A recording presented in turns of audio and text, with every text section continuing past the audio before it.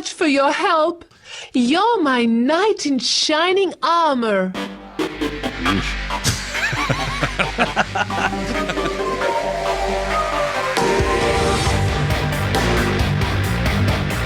Hello, everybody, and welcome to another episode of Core. We talk about the video game business and the games we play and a lot of other fun stuff, so we're glad you're all here. It's me, Scott Johnson, Bo Schwartz, and John Jagger. Hello. Hello, everyone. Yes. You're all our knights in shining armor. Yep. That was from an old video game, PS2 era. I cannot tell you what the game was, but I like to find crappy clips to play on our show occasionally, so that is what that was. That's one where you're like, you rescue the person and you're like, wait, I take it back. Yeah, can you go back to where I found you? You're like, you're like, you just leave. You're just like, okay, you can find your own way back, man. And it was kind of like a princess, save the princess deal, which, you know, that used to be all you did in video games. Remember those days? No, but yeah. It's boys playing, and what do boys love more than rescuing a woman? Mm-hmm. Thanks, Mario. Your example has been set. What reward could be greater in the video game player's mind than the female in distress? That's right. We're here to save you guys. And all along they were here to save us. Hey, check it out. We're gonna get into it today. We got a lot, but I do want to quickly give an update on the whole Core.show deal. Had a really fun week getting that thing built up, adding some stuff, doing some articles on it, doing some free stuff on there, and getting the show situated over there for those who use it. So Core.show is the place to go. I'll pull up, I got a little screen here, what things look like these days over there. And you can see our latest article up there is one I wrote up about the new Steam machine and and the new controller. Of course, the VR headset gets a mention as well, but basically it's the kind of place you're going to be able to find us doing kind of breaking stuff. Like, hey, this just dropped today. We have 4 days till the show, but we're still going to write something up, and you guys can go chat about it, talk about it, whatever.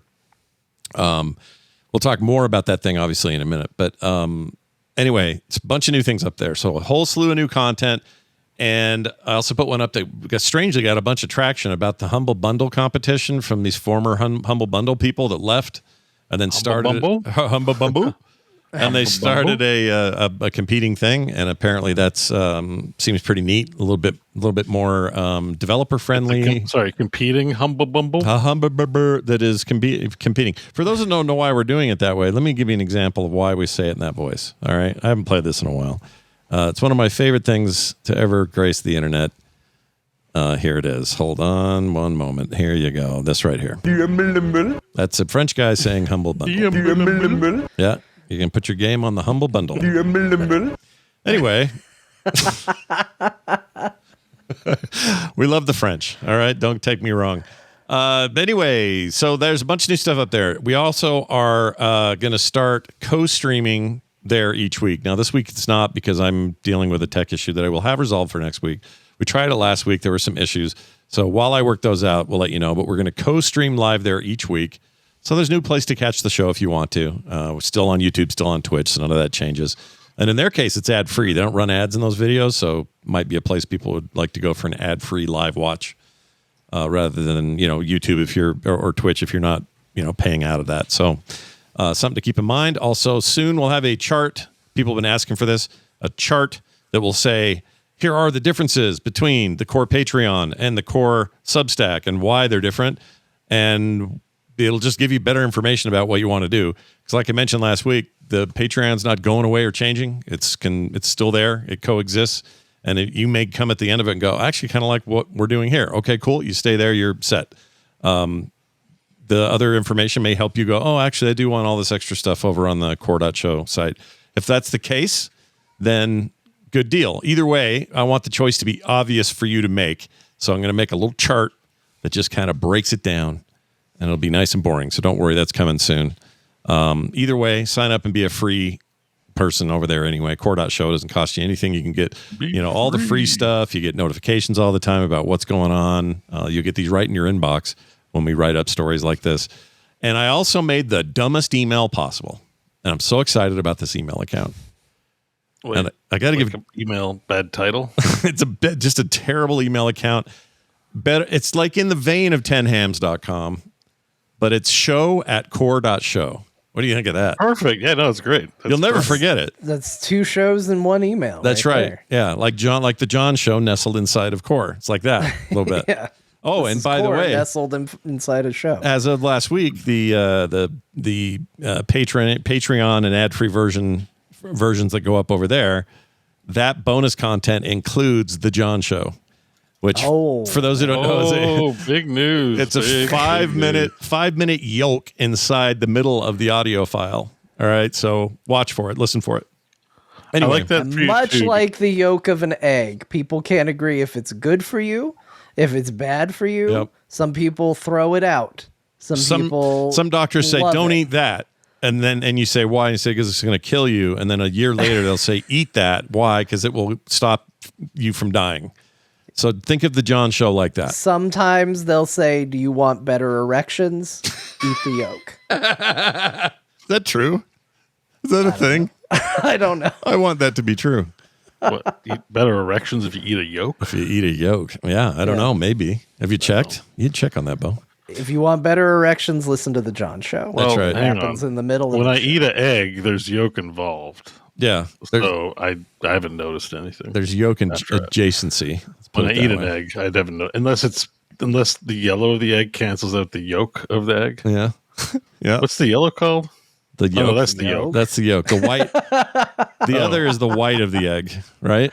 Which is what? It's The just placenta? I don't know what it is actually. The white, I guess, is the it's the surrounding. Let's go. All right, Google AI. The yolk is the that's the unfertilized, undeveloped chicken embryo. It's albumin.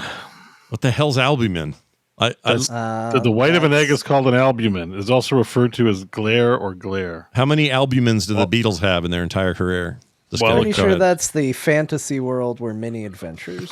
This is actually really helpful because albumin is something I'm sure I've picked up in No Man's Sky and maybe some other games, and I wasn't quite clear on what it was. So it's like urea. It's like, yeah. Well, I know what urea is, kind of. It's in Coke. It's in It is. It's in your Coke. That's what we learned. But yeah, egg white is albumin. So the albumin might have a canceling out effect on the erectile buff you get. Oh, interesting. So just eat the yolk and then you're... Yeah, it's biochemistry. Okay. Guys. Thanks, Professor. A subject I know great things. Professor Schwartz has spoken. Anyway, if you want more information, just hang out at core.show. We got more coming, so it's all very exciting. I've been having so much fun working on it. I hope you guys have fun consuming it. All right. Should we get to our main topic? Oh, wait. Is it albumin or albuminium? It's albuminium if you're in Europe. It's albumin if you're here. In the English States. say albuminium. Yeah. Got it. Okay. Yeah. And the guy that worked at Apple that doesn't work there anymore, he always says it. All right. I really had to get that joke out. No, I'm glad you did. It's not a full set until we get that final joke. Go to Bo's merch table in the back. All right, everybody. That's it. Let's do the big news of the week right here. It's kind of a not out of left field because there were some leaks ahead of this, so we kind of knew something was coming. But Valve added 3 new pieces of hardware to their repertoire, and they include, all of which coming in 2026, a Steam Machine Redux, their own thing. This is not subbed out to third parties. It is this cube about 6 inches square, or cubed, I should say. Some people are calling it the Gabe Cube, which makes me laugh. That's a good name. I wish I would have thought of that. I didn't. There was a Gabe Cube meme way before the release of this that someone dug up because people were just memeing. They did a Nintendo Gabe Cube animation. Oh, I didn't know that. Of course. So it's been out there. Yeah, it's been out there. Nothing's new anymore. But yeah, this thing is a pretty decent specs. Basically, it's a computer, runs Steam OS, although you can hack it and put anything you want on there. It's not really hacking it. They straight up say in their documentation, hey, you want to put other OSs on here, dink around with it? Why would we stop you? It's your PC. So I like the messaging on it. This is a device I'm actually very excited about. I'll get to why in a second, but let's round out the rest of it. Also, the new Steam controller, call it Steam Controller 2.0. It is, I have another image of it here. Here we go. It's what you think they would do. They basically took what is a Steam Deck and then eliminated all the guts between the sticks. Yeah. It's a reverse PlayStation Portal kind of. And the pads and everything, they're all there. It's just like your Steam Deck, just crunched into controller mode. And as a big Steam Deck fan, I actually really like where this is headed. I like this thing. I'm absolutely going to have a controller. No matter what I end up doing with the rest of it, the controller is a must. No new Steam Deck, although they showed it along their hardware, obviously, to just say. Well, I was waiting for you to round up the stuff because there's two important things that weren't announced, but that are announced. Oh, you know what? They started off their announcement video talking about the Steam Deck and how great it is, and they said they don't have any stuff to talk about today. Yeah. The heavy emphasis on the future of Steam Deck. We don't have anything to discuss about the future of Steam Deck today, which means there is a future for Steam Deck and it's coming. Yeah. So I feel like that was an obvious thing, but they've also said, Gabe said something to the effect of, we don't want just like a 20% or 50% bump from what the OG model is when we release a 2. We want it to be massive, and so they're not in any rush to iterate. We don't have a lot of prior history with Valve in terms of them releasing a product and then iterating on it with any level of frequency, right? There was a Steam machine before, and it felt like they bailed on it, and there was a headset and then nothing for a long time, like a VR headset, and so they go long periods of time. There was a controller, I guess, at one point too. Yeah, the first controller was back in 2015, so we are 10 years on that thing. So it's possible we don't get a Steam Deck for another 10 years, but I felt like they're mentioning the future of Steam Deck. Maybe there's some hope there that we're going to hear something in the next, it might be a year or two, but there's a future there. Has to be sooner. If I had to guess, I'm guessing 2028, maybe 7. Just even if it's a Switch 2 deal where it's just okay, we're just going to update the, capabilities so that people can enjoy their games. Yep. Thinner, better battery life, nice screen. Same games. Yeah, it doesn't have to be some new revolutionary thing. Just a better service for everyone to enjoy. Outside of that, they also showed the frame, which we knew was being worked on. This is their new VR, their untethered VR headset and controllers. And they spent less time on that in the video introduction and stuff than I kind of thought they might. But Bo, as our resident VR lover? Well, there was... so YouTube got carpet bombed with videos, which I consume much of, mostly about the frame, actually, because it's, I think it's more news hype worthy, even if people want to just come in and shit on VR like they always do. But you forgot the 5th item that was also part of this announcement. Half-Life 3. Oh. There was 3 products announced. Oh, shit. Din, din, din, dun, dun. Look, we have the X-Files theme on the ready for Half-Life 3 confirmed. Oh. Half-Life 3 confirmed. Yeah, we got to play that. They a lot of hubbub has been made about the fact that there are 3 devices being announced, and therefore they could have announced them one at a time, but they decided let's do it as 3. Yeah. And in spite of the fact that they were there saying a lot of this stuff is accidental and people just read into it, this one seems very intentional to announce 3 things. And come on, announcing a controller. If Nintendo came out and just announced a controller as tried to take credit as an item, we'd be shitting all over them.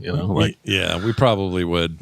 It's kind of a stretch, and it's a stretch because they wanted people to know that Half-Life 3 is coming. The antenna I touch, the voices on there, they told me. That was right. So good. This thing shows the video they showed off was typical Valve stuff. It feels like a Portal demo or a Portal tutorial for some reason. Your Aperture Laboratories aesthetic. Really leaning into that. I think a lot of people were hoping that maybe Portal 3 announcement might come from this. But no one ever talks about Portal 3 the way they do Half-Life 3. So your 3 theory is really about Half-Life, I guess. Half-Life 3 is the one we need. Yeah. I'd take all of it, of course, but Yeah. Come on. Here's what I really... there was a cliffhanger at the end of Alex. Yeah. There is more to come. Yeah. There is more to come from them.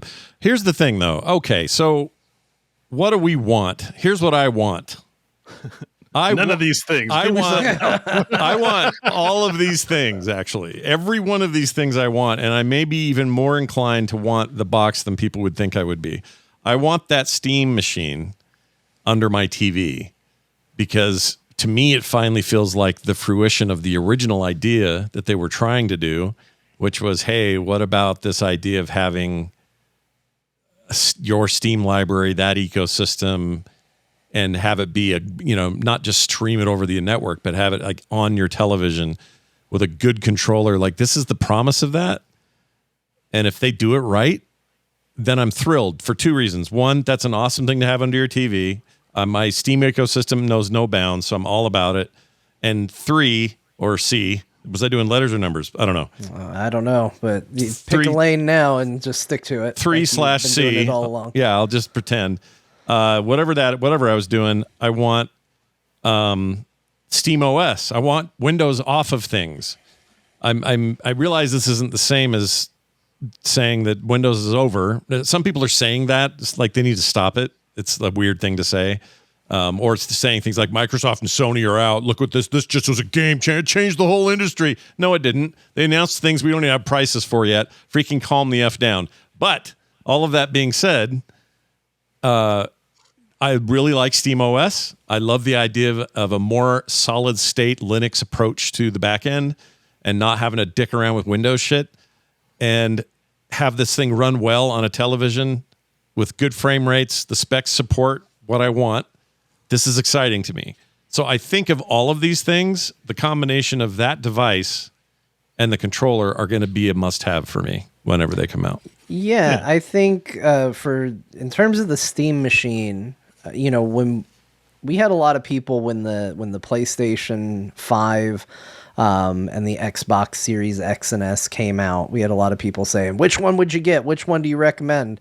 And at the time, I think one of the biggest recommendations, at least for you and me, Scott, we said, unless you're looking for the Sony exclusives, we tended to lean the Xbox because it pulls in so many backwards compatible games. You boot it up, you got a huge library out of the gate. With what was a reasonably priced Game Pass at the time, it seemed like a no-brainer to have a lot of stuff available on that. This is like that turned up. Now, I will say the price needs to be good. Yeah. If this is priced more like a PC than a console, I think it's going to be niche.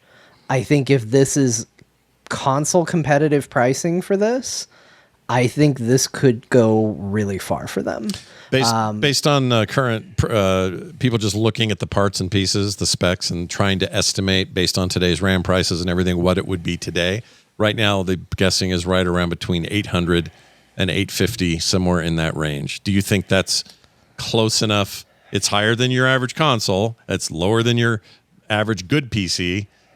What do you think? If that's the number, what would that tell you? Look, don't hold my word. I'm just an idiot on the internet like any other idiot on the internet. Don't put too much emphasis on what I say. But my opinion is that's too expensive. I don't think we are in a place where financially people are going to just drop 800 on an unproven thing that has a lot of cool features. Like, don't get me wrong, I want one. For $800, I'm not getting one. What would it need to be? They said they're pricing it comparable to an entry-level PC, like laptop. So I think that means not console price. Like, you are looking at probably means 1,000. Yeah, I think they're going to do what they're going to do. They're going to do what they think is best. I think that there is a world where theoretically Steam could enter the console space and maybe even drive one of the big two that are in there. Not Nintendo. Nintendo's in a league of its own, but right now we're seeing Sony doing Sony things. We're seeing Microsoft struggling. I think Steam could come in and make a space, but I think they need to make a space in that ballpark. And I think if they come out with something that feels too much like just a PC that you hook up to your TV, I don't think it's going to catch the audience that would allow that to happen. Doesn't mean it won't be successful. Again, assuming they've got it planned out and all of that, could be fine. Yeah. I think that for me is too expensive for what I would anticipate being a major league success for them. They're not releasing something so that every household has one. They're not like, oh, we need to get mom to want to buy it, and have it priced reasonably and put it up in the Walmart. I think this is for they like know their user login metrics and the gaming habits of their player base, and they probably have a target segment that they think they'll hit. Within that, probably Steam enthusiasts who want something on their TV. Yeah. I saw this conversations going on like Reddit, like constantly. It's like, the specs on this suck, and someone's just like, I just want something to play couch co-op with my girlfriend. This looks great. I love Steam, so I'll pay the extra money. Yeah, it's like, there's probably enough of those kinds of people out there who just like, I don't even need one, and I kind of want one just because I'm kind of in the Steam cult for the library that you talked about. It's like. My deepest penetration market that's not the right term. Yes, tell us about your deepest penetration. Like I'm most involved with video game products over Steam out of any of the online libraries I could connect to. So this console, like having access to I was explaining to my mom how I owned like 3,000 or 5,000 games, whatever the number is at the other day, and she's like, "What?" And I'm just like, yeah, like, why would I want to get started anywhere else? Like, it's clearly I want to keep my digital library of owned games. Mm-hmm.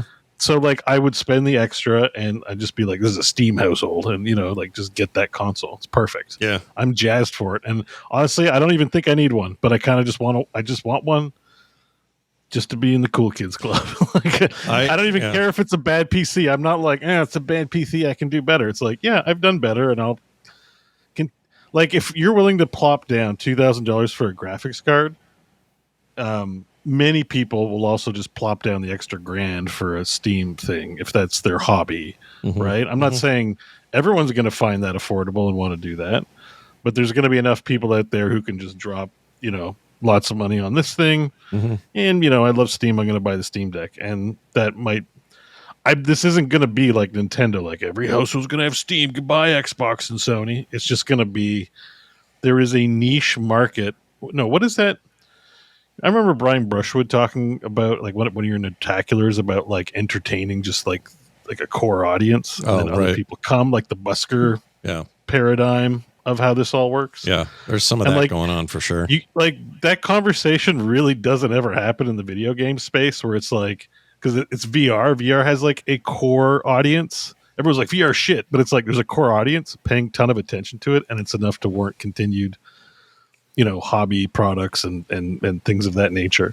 So, like, I think Steam does that too, where it's like a lot of people won't buy the Steam Deck, the Steam machine, because for all the reasons you say, I've got a better thing. I'll just plug my wire into my rig. Why? I think my family just prefer an Xbox.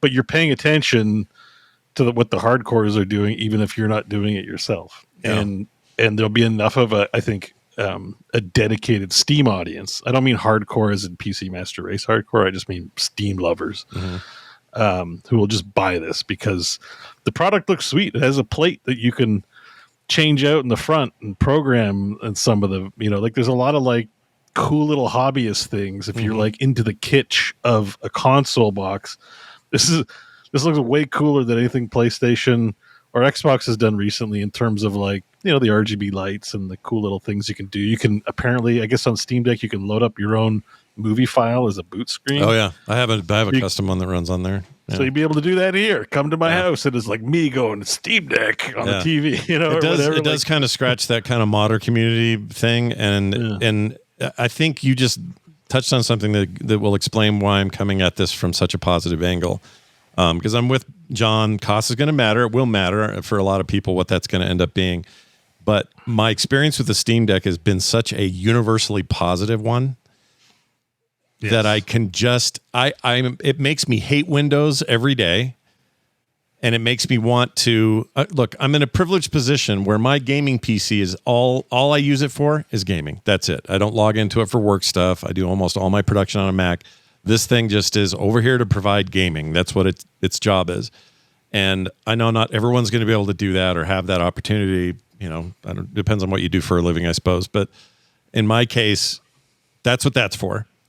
And even then, I hate Windows because every time I have to do something in there, it's like, what the frick is this OS? And why is it giving me ads now? And what's this thing? Yeah, I saw some headline where it was like, we want AI to help you with some other shit now. Like there's a new push. I can't remember what it is exactly. It's like, just leave me the F alone. And the language on this thing is Valve says, I'm paraphrasing, but they say in this documentation on the hardware announcement, comes with Steam OS and all the Proton and the this and the that and the other stuff you're used to with the Steam Deck. So all the translation layer stuff there and the launch screen is big picture mode, and we keep tweaking that, and that continues on. Like all these reasons. But then they basically say, or put something else on there if you want to. They're basically saying, go ahead and hack the hell out of it. It's your hardware. You bought it. You paid for it. Do whatever you want. Put Windows on there if you want. It's not a closed ecosystem. You can use it as a desktop if you want. Yeah. And like, again, it's the myopic view of desktop is only if it's like, if you're not like bleeding edge on your daily driver, what are you doing? But like plenty of people use mid-tier stuff. They don't need they don't need that IN stuff. Like they just don't have that level of need. I just think that you have to look at it as like they're expanding their SKU range. Mm-hmm. It's not like everything Steam releases has to be for you. There's a problem with it. You know what I mean? Like it's like maybe Steam Deck. Steam Deck is also a computer. You can just plug it into your TV and check your email if you want to. Like you really could, plug it into your monitor. Like it's the same pitch as the Steam Deck, but you would be like, Steam Deck's more for me because I can bring it around.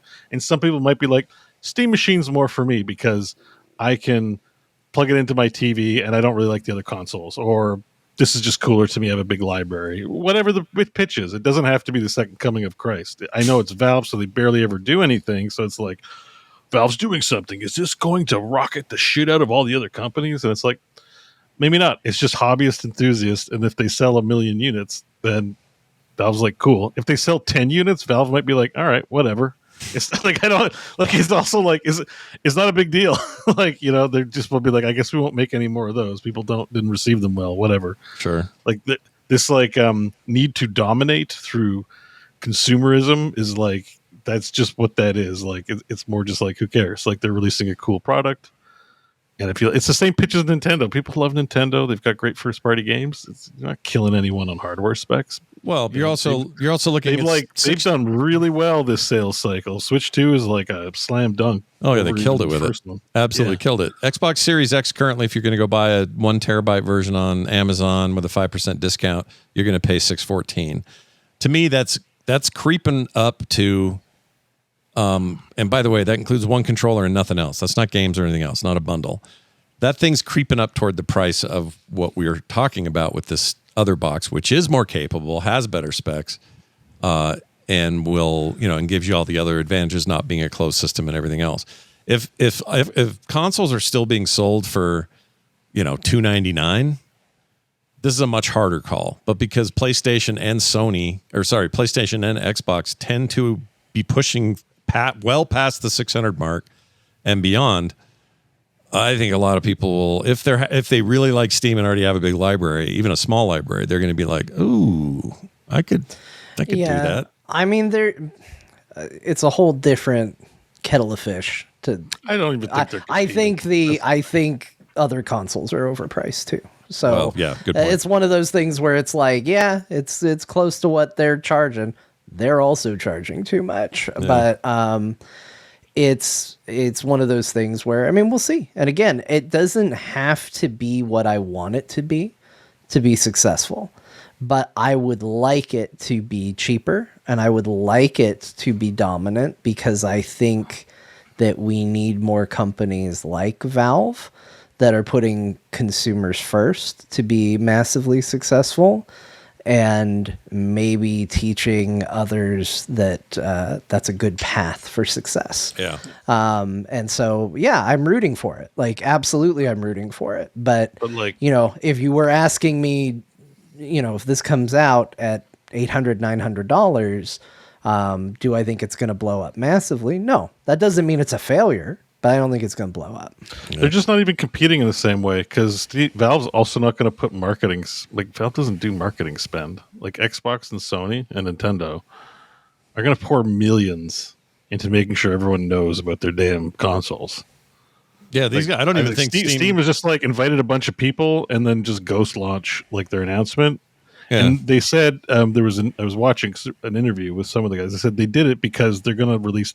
They announced it today because they're going to release dev kits and people are going to start talking about it anyway. So they wanted to control the message. All right. So it sounds like if they could trust people with dev kits not to say anything, they probably wouldn't have even said anything. Like they're not just like this like announcement culture, like this marketing culture. Like Valve's just not into it. It's part of why I like them. so yeah, that's why we all like them. Yeah, because they're kind of just like they don't really seem they make money hand over fist, but they don't seem to really enjoy it. You know, you don't really see you don't see a lot of evidence that they're out here being like we're so rich or whatever. Except Gabe did buy a yacht making company, which is kind of that. But you know what I mean? Like when Xbox is going to come up with something, it's going to be literally every ad in your AdSense on every fucking every web.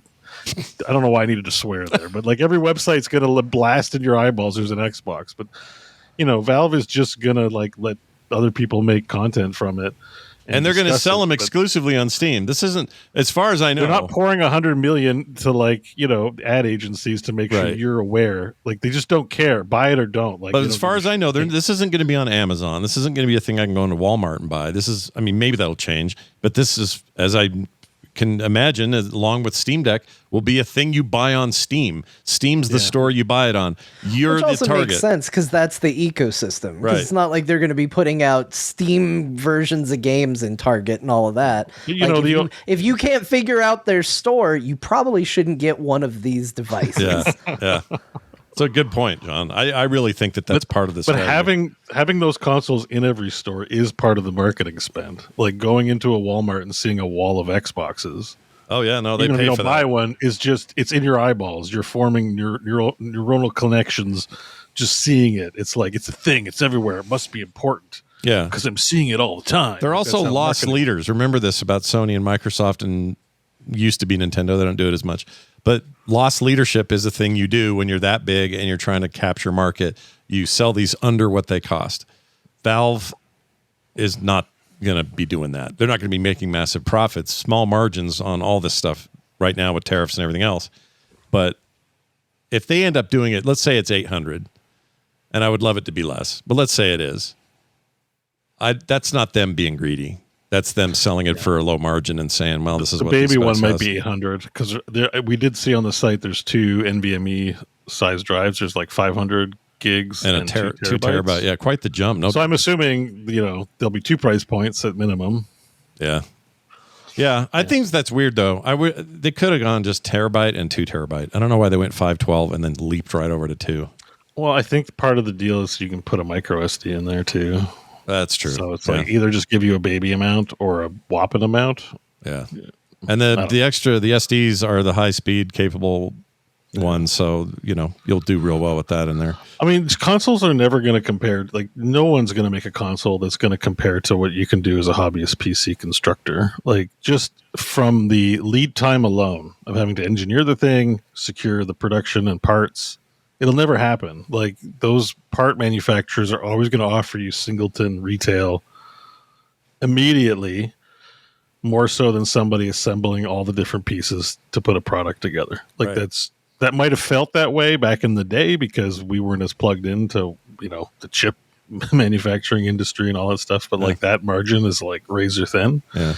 You're never gonna get a console option that's like, oh my God, I'm going to throw my PC in the trash. Like, it's never going to happen. So it's a weird complaint.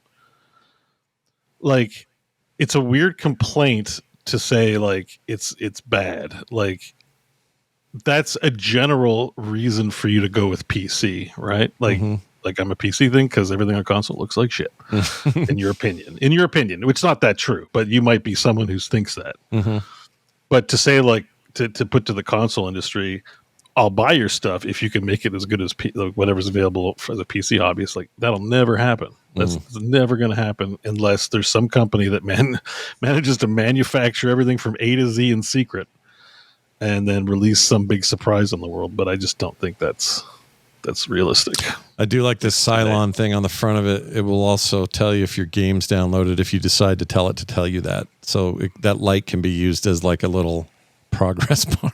I like it. I like the design. I'm 100% with Bo. I think this thing looks way more interesting than anything Microsoft or PlayStation has put out in a while. Yeah, I agree. So I like the design of it. I like the look of it. I think this is something that, again, if the price is right, I am a PC gaming hobbyist, so I have something that outperforms it vastly. So I'm not going to throw money at it if it's too expensive, but for the right price, it is something I would absolutely buy because, again, it comes with a massive library behind it. I recently put myself on our family Steam plan, and my wife came in and she was like, I just want to download a new game. And all of a sudden she had access to my library and she went, oh my God. And I went, what? And she goes, how do I even know what games there Where are? do I start? I was like, yeah, there's a few additional games in there to look through. There is also, on the subject of library, there is also one major downside, which I can see as a reason for you navigating your family away from a Steam box, which is if you don't keep your Gooner games on a separate account. If you like all of a sudden you're like, oh, I got a Steam machine, and you don't think about it, and then your kids are like seeing, sex chess. I did get accused of that. She did say like, oh, you joined? Are these games visible to everybody? And I said, what do you mean? And she goes, you have some games in here that I don't know if I want the kids to see. Yeah. And I said, what are you talking about? And she goes, there's a game in here called The Sexy Brutale. And I said, that is not what you think it is. No. I said, it is there's nothing bad in that game. It's not what you think. It just has the word sexy in the title. Don't worry listen, about it. I need to give a little advice to people because they're all like, Bo, you can hide games. Like I see tie-in, like, Bo, you can hide games. Like, dude, you can have more than one Steam account. It's not that hard. Well, yeah. Like, why would you go through the trouble of, even if you forgot to hide a single game, you're screwed. As a parental thing, okay. So there's two things going on here. One, I make a burner account for your gooning. Sure, I have 300 games, or 3,000 games, or something close to it on Steam. None of them are Gooner games at all. So I have nothing to hide. But there are those settings in there that say when people are browsing the store, what can they see? I don't know what mine's set to. There are parental settings as well to limit what other people on your account can see. So the question is that enough for parents who would care about this? And again, I feel like that's a market that we're not even going to be that Valve's not really speaking to. They're speaking to people like us more than they are those parents. Is that enough for parents? If we talked about how John got into different games, John's young lad got into different games without him knowing. You leave one Gooner game on it, it's gonna get found. Well, it's gonna get found. You better lock that you Gooner account. The good news is, if it was a Gooner game, I wouldn't have been playing it with the door open. But your point is made. I know, like he did sneak in when I was playing a shooter game on the Steam machine. You're going to be like, "Yes, I have a giant library of games. Please play." And you're like, "He'll never find that one game I hid." That one Gooner game. I have no Gooner game, so this is not a thing I've thought of. But you're right. Kentucky Fried Chicken dating sim, isn't that a Gooner game? It's like a dating story thing. That's a meme. Pretty game. Close. It's pretty close. There's no sex in it. You don't have any Gooner games. Don't have any Gooner games. No, zero? I had that one we talked about on the show. No one gifted you something. So we got a code years ago. We talked about it on the show. It was called. It was a first person shooter thing. And you were in hell. Oh, yeah. You did get one. Didn't you? Like, it was like kind of artsy sounding or something like that. Yeah, it wasn't like pure goonery goon. Drawn to sex or something like that. It was some weird thing where you had to go to hell and fight your way out. And in there were a lot of naked demons to kill and stuff. But there were naked people. But I know what you mean. I think like I have a picture of it in my head, but I don't remember what it was called. Yeah, I know you've talked about it. It wasn't even that good. It was kind of bad, and I played maybe 20 minutes of it. Some of us have just like really deep accounts, so we have no idea what's on there. Like I wouldn't bet my life that there wasn't something really unhinged in my account, but I probably haven't seen it in a really long time. You know what I mean? Because I only look at what I have installed and I search for games. Sorry. Well, this is just orc massage is pretty adult, but you have to be responsible for your own library and where it can and can't go. There's gonna be maybe a reckoning one day if you have not thought about this. Like, have you ever asked yourself what happens if Twitter ever decides to turn seeing what people's like back on? What would that day look like? It would be funny. It would be really funny. Yeah. And I think they should do it just because I think it would be funny. But I would laugh. I would love it. I think it would be really good. Yeah. So I have 7 Gooner games because I categorized. How did you find that out? Yeah, how do you do it? Well, Gooner No, I've categorized my games so I can find categories easier. Like, you can make lists. Yeah. Plus they're So I've tagged made anyway, right? They have. Do you have a list like Gooner games? It's called OO. It's just 5 O's. Okay, what's in your OO folder? Let's hear it. Yes, all right. please. One is so I put date everything in here. I'm not sure if that's a Gooner game. Okay, that's not really pretty a Gooner game. I mean, I feel like someone could goon. Like, there's an invitation to goon. But you can goon. You can goon to anything if you try hard enough. Okay, maybe that's a bad categorization. Is there pornography in the thing? That's how I would call it. I haven't played it yet, so I don't know. That game does not have any of that. No. Honey Pop, which I think I got for free or got it a long time ago, probably even before we did this show. But that's definitely a Gooner game. Love Esquire, which we've talked about on the show for sure. I don't know how. I don't remember the story about how I got into playing. I don't either. We were all supposed to play an adult game. Was that? I think mine was Love Esquire. We had a challenge going on. We did. I think it was based on the fact that I had the shooter. Isn't that when I played Dream Daddy? Oh yeah. Okay. Yeah, but even Dream Daddy wasn't. Was it Goonery? No, it's not. No, right. Not really. No. Yeah. But I mean, I haven't played it much. Honey Pop doesn't have any minutes registered on this. Maybe I picked it up when it was free. They gave it away free like last year. I think I just probably picked it up. But I have played it before this. Love Esquire. I have 5 hours. So Love is All Around is the next one, which is an FMV dating game. Yeah. I played for 1 minute in 2023. Man, you got done quick. Yeah, literally 1 minute. It pluralizes minutes, even though it's 1 minute. Damn. I don't know. I thought maybe this would be a funny game to stream, and then I said maybe not, and then I guess never looked at it again. Yeah. But there's Orc Massage, which I've played all of 4 minutes. Yeah. There's a real recurring thing going on there. Was that one that was a VR thing, or no? Was it not VR? I don't remember. Orc Massage is not VR. Okay. The thing is you're a big orc that gives a massage to, lovely ladies, I guess, cat ladies. And Tonda Gosa in the chat. Goon done quick. That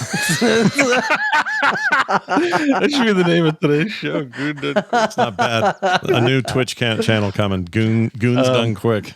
Goon done quick. Scarlet Maiden, which I've talked about on the show because this just caught my eye because the porn in this is so unhinged that I had to check it out. It's like it's a side-scrolling game. It's actually kind of fun. Played 79 minutes of it. Oh, jeez. I don't think I gooned to it though. I just wanted to see all the weird shit. Rhino Kenny in the chat says Resident Evil 8 is in the goon category, and you streamed it. That is true. I do. I have been recommended on Steam, like, because you like adult video games, and I was like, what adult video games? And Resident Evil 8 was what was listed as the recommend. I was getting recommended porn games because I played so much. But why? Because the hat lady has breasts? Was that it? Yeah, because the mommy milkers. Yeah, but that ain't gooning. I guess. You know what? The definition of goon, I must have it wrong. I'm assuming that all the stuff everyone's talking about is just like straight porn games. I mean, gooning is just like, I think today's lingo for, self-love, right? Well, yeah. Yeah. Well, then John streamed that game with me, and I hope John doesn't wonder what I was doing while we were playing Resident Evil 8, but it wasn't that. Shit on me. Shit on me.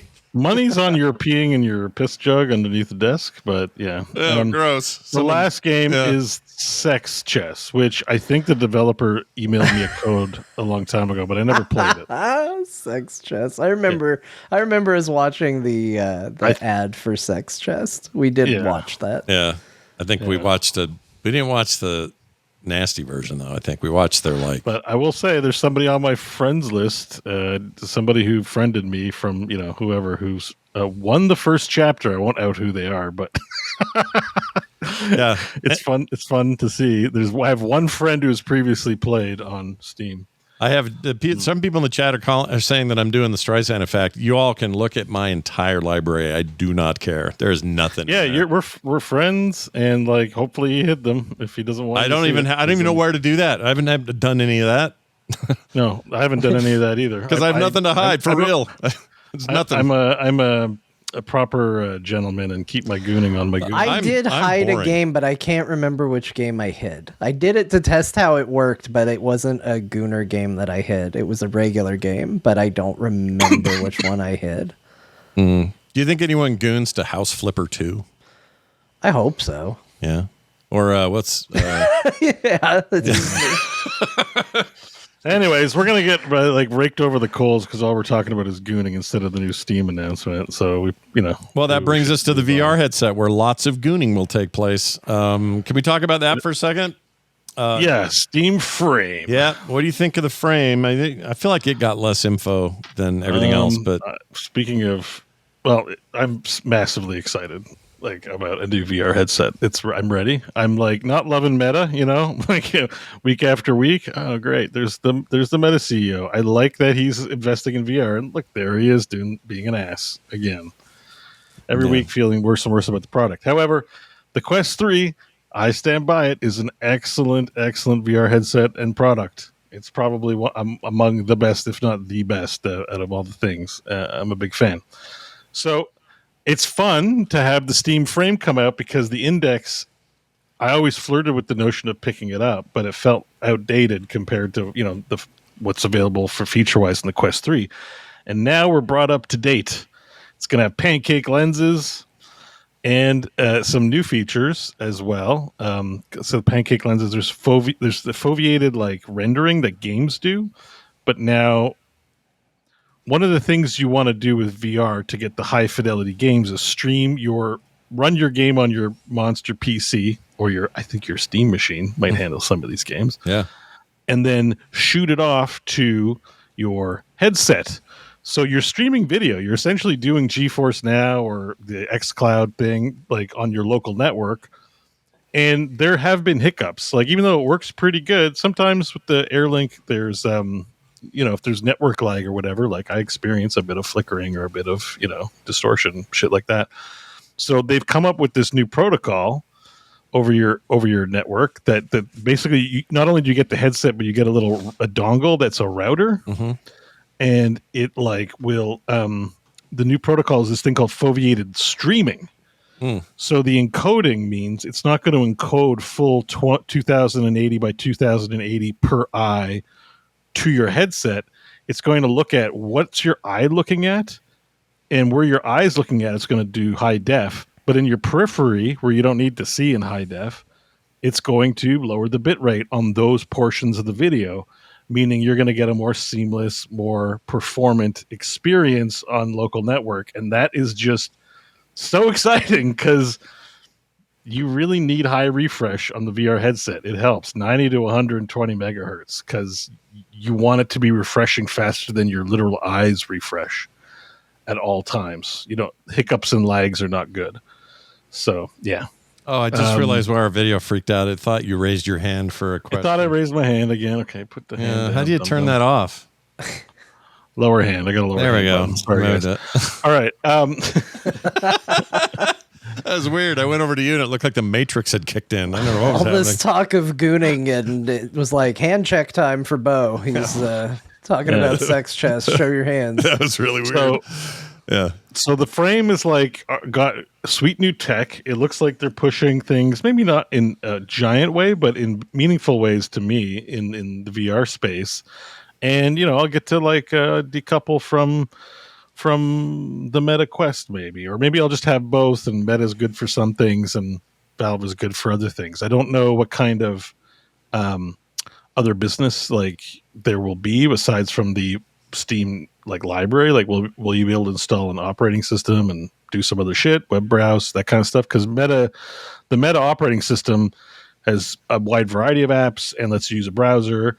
And there's even like VR enabled websites you can go to play games that just stream over websites in VR. It's kind of cool. That is cool. So, there's lots of stuff, but it's all like underdeveloped on the Meta thing. So it's like kind of a little bit of both. But for gaming, like I'm stoked. The headset doesn't look cumbersome. It looks nice and light. Yeah, nice and light. Looks kind of slick. I do think the headset looks really cool. Yeah. It's one of the cooler looking. Like somebody puts a VR headset and you're not immediately like, you dork. They didn't say whether there was a prominent hardware partner with that thing, but it doesn't look like it was co-developed by. These are all first party. They're not doing any partnership business. This is their own stuff. I mean, I'm sure there's partnerships or procurement that they do to get parts and stuff, but it's them. It's not someone doing it for them. The other exciting thing about the frame, well, it's not that exciting, but it's just neat. That it's also like you can just plug it in. Like you can take the eyepiece part out and just use it as a computer if you need to. Like plug it to a monitor and. Oh, really? And just What? Yeah. Just sitting out there like a little thing? Yeah, like your Steam Deck or your Steam machine. You can just plug it into something and run some shit. Apparently, I have to confirm that. But yeah, it's just like Also, if you just need to like access something on a flat screen, you can do it. I'm also a really big fan of high fidelity. I'm wearing the headset. I have a controller in my hand and I'm playing my 2D games in a 3D environment with a massive television. When that looks good, that's an amazing experience. If you just need to get away from everybody and have a screen and your controller and you go like hell yeah. What I'm not clear about, because you can do this on Meta, but the frame rate's kind of bad, so I'm hoping the performance is better. But like on Meta, you do have the pass-through, and I don't think the frame is going to do pass-through. I wasn't 100% clear on that. Maybe it does do pass-through. I wasn't. Like, they're not doing AR. They clearly planted their flag and saying, like, AR games, like, there's like a zombie game where it's like you can play, but it's in your environment. Room. Yeah. They're not focusing on that, but I wonder if they're going to put pass-through on it. Just what's great about the Quest 3 and the pass-through is if you emergency need to see like what's going on around you, you don't have to whip it off. You can just like tap the side of your head and see with the camera. Like it's distorted vision, but it's pretty good. Mm-hmm. Like if someone comes and starts talking to you, you can tap and talk to them. Like they might still not like talking to your headset, but you can at least see them. Stuff like that. So I hopefully they do some level of pass through on it. That would be awesome. The shot they have on the site is a lady sitting in a couch. See if I can find it. Here it is. She's playing. Yeah, it seems like pass through, right? Yeah. It looks like pass through, but also she's in some virtual space in the world, I think. So I think Steam, because there's Steam Link on the Meta Quest. Like Steam is like pretty not integrated, but it participates in the MetaQuest environment. Like you can get their apps and stuff. It's like pretty decent, but sometimes there are hiccups. I wonder if this headset will perform better. Mm-hmm. Because I've definitely done my fair share. I've tried playing Heroes of the Storm and stuff through the headset. It's kind of neat. Yeah, but I you don't get the 3D effect, but you get the big I'm in a theater feeling. Yeah, which is kind of cool. I like that stuff too. If the fidelity in there is good, and I don't know, I'm down with it. I just don't want if their focus. It seems like their focus is purely like we want to expand what VR is. We don't care about mixed or AR. Or, the kind of meta thing where they're trying to straddle both sides, or Apple's side where they're going full AR and then there's maybe a little bit of virtual. These guys are like, it's gaming, and gaming is better suited for non-AR environments. So yeah, I mean, it's two different use cases. Because the big push from Apple and Meta is like the productivity use case. Like they're trying to position.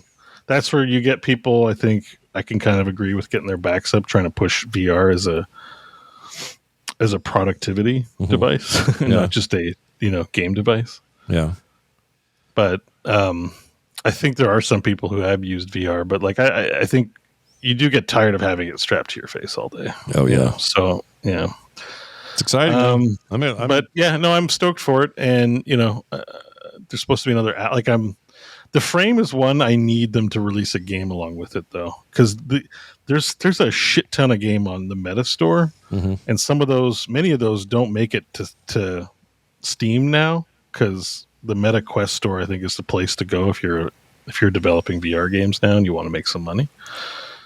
What if sometimes they get ported later? But if Valve's now getting a headset, right now their offerings are like maybe 25% of what goes to the Quest store. Like there's a lot of shit on Quest that doesn't make it to Steam now. Yeah, that's true. They tried pretty hard to do that. Yeah, but I guarantee you if this gets traction and actually does well and becomes a popular headset, people are going to start putting it over there. Oh, yeah. Guaranteed. Guaranteed, because the part of such a big interest in VR that they would go, a lot of people have this headset, but we're happy. Yeah, the previous I haven't been buying was games. Too expensive. That thing was. I haven't pricey. been buying games because I'd rather stream it on my PC to my headset. Right. So my purchasing has gone way down on the Quest.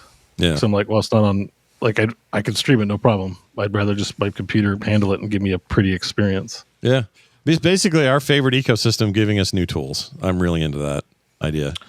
Yeah. What if it was Half-Life? They said it was going to be. They said it was going to be less than the Index, but that doesn't mean much because the Index was pricey. Okay, what do you say about an Alex 2 release side by side? Wouldn't that make you happy? That'd be cool. Oh yeah. I mean, I expect both Alex 2 and Half-Life 3. Like that should. They've been doing them both. We're ready to roll. Yeah. I mean, that'd be great. If you're asking me to choose between the two. Mm-hmm. I'd say there shouldn't be a choice because if it's Half-Life 3 for a flat screen, there will be a VR mod if they haven't already started working on it. So I'll just wait for the VR mod and play it on VR anyways. But there's no real choice. As long as there's a Half-Life, I think I win. So. I do like that there is kind of a unification going on here with their hardware offerings. They all have very similar look and feel and texture and branding, and it doesn't feel like a bunch of disparate objects. It feels like we are using Steam hardware, and I'm all for this thing. I really feel like the Steam Deck ended up being like this test bed, and was so successful in doing what they wanted it to do that now everything else just seems like a great idea. You know what I mean? I know I have that bias. I come into this with that bias. There are people who love. Oh, you know what? She is in her backyard. Never mind. She's doing some kind of combo there. That was weird. Yeah. Anyway, there are people who are just like, my PlayStation Store purchases. That's where I live. I don't think we need to even get into those conversations. This is all about, hey, are you served really well by Steam already? Then there is a very good chance of some of the stuff they announced is going to be up your alley. And that's who it's for. It's the only place you can buy it. Like, welcome to Steam. That's it. And I kind of like it. I like that it doesn't have to be more than that. It doesn't have to be, they don't have to drop one on New Year's Eve in New York and say, look, it's the shape of an Xbox. They don't have to do that kind of marketing whip around that these other guys have to do, like Bo was saying earlier. So, yeah, bring it. The only thing that's up in the air for me about the frame, it's worth mentioning, it was really easy to get prescription lenses for my Quest. Mm-hmm. So I hope I can do that. I hope they just are interchangeable, but I have a feeling they won't be. They might So be. Probably as a part of the purchase, the Zenny, I just ordered them off Zenny really easily. Yeah. So I kind of hope getting prescription lenses for the frame is not a problem. It's nice to be able to take off my glasses and see clearly. It's kind of, Yeah. I mean, you can, cool. you basically, all you have to do is, my understanding is you plug in your existing regular glasses prescription into a conversion, and then it tells you what the new numbers need to be for the version you want for your headset, whatever headset it is. No, I had to order them separately. From what? It doesn't work that way. Like, look, if you look at my headset here, I have... what do you mean separate? From Zenny, like I ordered lenses. So those aren't... These were ordered from Zenny. So Zenny can give you those in those little circular... Well, that's what I'm saying. They should be able to do it for the other thing. I hope so. I just don't know what kind of partnerships or who's going to be doing it, right? Like Zenny, I already ordered glasses from because they're dirt cheap. So I was like, oh, wow, you can cut lenses for the Quest. I hope they can do it for, the frame. Mm-hmm. I just... Because I was always wearing glasses no matter what. You can't adjust things to fix your eyes in a headset. You have to get frame. Like you have to wear your glasses or get lenses. Right. What's weird is my vision in a headset works perfectly without having to wear anything, and that's weird because my eyes are stupid. It's weird because I'm nearsighted, so I can't see far. And however it's set up in the headset, I can't see anything far. Even though the screen's right up on my face, it still doesn't. It's so weird how it works. Yeah. But I had cataracts at 42, and I have fake lenses. I have like robot lenses. It's kind of weird. It's not the same. Well, all right then. I think we've covered most of that. That's kind of a big whoop, you guys. I'm stoked, and I want to buy all of it. I even want to get a Steam Deck just to have a full Steam household now. That's right. The full lineup. That's going to be really expensive to get them all. But, I know. Well, I'm saving up my pennies. Try and get what I can. I mean, the VR headset is number one. We didn't talk much about the controller. I guess it's kind of the same as the old controller. Mm-hmm. I think there's a little bit of a known quantity to it, to a degree, because like Scott said, if you have a Steam Deck, you're kind of playing with the Steam controller to some degree. Yeah. I do think it's really cool that it comes with a magnetic charger, something that I got very attached to when I got my 8-bit BEAU controller. The fact that I have a charger that I can just drop it on when I'm not playing, I don't ever want to go back from that. Like I don't want to be trying to find a cable and plug it in and all of that. I know it sounds dumb, but it's nice to set it down and know the thing is charged all the time. And so I think that's really cool. The Steam Deck feels good, so I would imagine the Steam controller will also feel good. But yeah, I think as a result, it's maybe not the most exciting, because I think for people who have used the Steam Deck, it's a bit of a known quantity. For people who haven't, it kind of feels like a bit of a solid controller. So yeah, that's my thoughts on it anyway. I think the controller really has to be good, and the specs sound really good on it, but it needs to feel really good, because I swear, because it's your main interface. It won't be your only. You can use any controller on a Steam machine. But if you really want to sell this thing and have these things pair out and sell them together, I think you want to hit a home run with that thing. So I really hope they've thought it through and it feels good. So we shall see. Because that first one, 10 years ago? Ooh. No, not one I liked. Although interesting, our friend Kyle Ferguson loved it. I know. He was weird about it. he absolutely swore by it. Yeah. I finally tried one. I don't remember when or even where, but I was like, oh my gosh, a Steam controller. I get to try one. And I remember messing with it and went, ugh, I don't like this at all. No. Yeah. I got in there through, I think I got the controller through one of their sales. They were like $5 at one point. So I got it later when everyone already hated it. And I ordered it that way, as I was thinking, well, I may as well just have one. And boy, I didn't like that thing at all. It just needed 2 sticks. Honestly, there was nothing else wrong. That D-pad, okay, yes, problematic. But I liked where they were going with the pads. They resolved that. Now they have them in the Steam Deck configuration. They work really well there. But having a controller in any modern sense without 2 sticks, what are you doing? Like, that was insane. Even 10 years ago, that was insane. I don't know what they were thinking. Anyway, looks like the second chance has come. Let's move on to some more stories. Sony did a state of play. Nothing huge in this thing. A few things, though. John, what jumped out at you? Dragon Quest Reimagined looks interesting, looks weird. This is kind of the first Dragon Quest that was out on the original PlayStation. We're now we're getting so convoluted. It's like everybody did so many remastered and remakes, and now everybody has to come up with their new iteration of something. So this is Reimagined, whatever the hell that still feels like a remake, to. right? Like, let's just keep muddying the waters to make it harder. So it's Dragon Quest 7. I know that is one of the more popular ones. I think I'm still waiting for Dragon Quest. I can't remember if it's 9 or 10, the one that I really liked. Maybe it's 8. Might even be 8 that I really like. I don't know. It's the one where the princess is a horse. Spoiler. Oh, shit. I don't know which one that is. That's it. That really threw me. Yeah. If that was a spoiler, that's the one. Okay. I liked that one. All right. They'll get to it one day, I'm sure, and that one I really, really enjoyed. But that seemed pretty cool. Right in the same boat of just remastering and remaking stuff.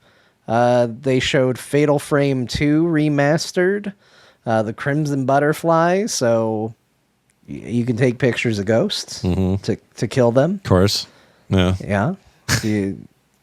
Scott, you're not a fan of Fatal Frame? I don't think I played a proper game of Fatal Frame other than maybe seeing it on a friend's PS1 or something, and knowing that I was probably this would have been in my like I had PTSD from the first Silent Hill game, I think, a little bit. Yeah. So I think I was probably avoiding that game, so I never really played it or got into it. It's a cool notion because the idea is you have to take pictures of ghosts, and taking pictures of them hurts them.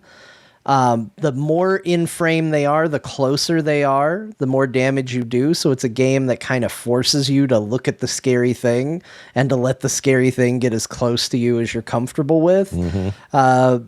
It doesn't do a lot for me. Somebody who isn't too bothered by it. You like survival horror, but this just isn't the brand you want, right? Like, yeah. I mean, my stepson wanted to play Phasmophobia with me really bad. Oh shit! And I had to like tell him, I was like, look, here's what you need to understand. You're not gonna have fun playing with me. I will play with you, but you're not gonna have fun because I die every round in Phasmophobia because you are supposed to hide. You are supposed to do what you can to not get killed by the ghost. And all I want to do is see scary stuff. Yeah. So when scary stuff happens, everybody else runs out of the room and I run into the room to see what's going on. I think I can probably count on one hand the rounds of Phasmophobia I have survived because I die every single time because I just keep going into the house to see what's up. Yeah. It's like the opposite of you in World of Warcraft. You're hiding in bodies and sneaking around like a you can still see what's going on. Yeah. He's just not participating. Yeah.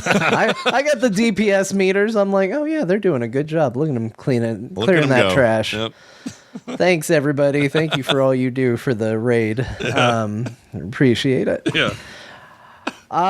Okay. Well, you're getting a remaster of Fatal Frame 2. Okay. Congratulations. Yeah. Gran Turismo 7. Which shows you where I'm at with this series. I was like, oh, they announced Gran Turismo 7, a game that apparently came out like in 2020 or something like that. It's been out forever. They're getting a big new update. If you like cars, and also they're bringing back Tokyo Extreme Racer, which is a racing series that has not had a new game in ages. So if you are a car person, that was probably interesting news for you. Here's one that I did get interested in though. Cause I kind of don't know what they're thinking. Marvel Tokon Fighting Souls, a game I'm really looking forward to. It might be at our end of the year list for one of my most anticipated games of next year. They announced a closed beta and they showed off a new map. A lot of people were kind of hoping for a new character reveal. They didn't reveal any new characters.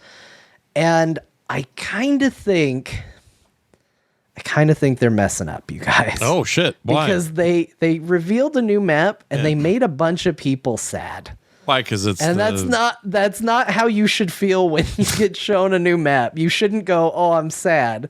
So this is it. They showed off the X Mansion, and there's a lot of characters hanging out in the background. Yeah. Which basically guarantees that these are characters not going to be in the video game. Oh, well, maybe. Like, what if that's dynamic back there, and if those are fighting, then other characters appear back there? It could be. Yeah. What if they did ARG? Like, they popped them in there as a teaser. Part of what makes this game so appealing is that a lot of these characters are getting really cool designs, like upgraded designs, like...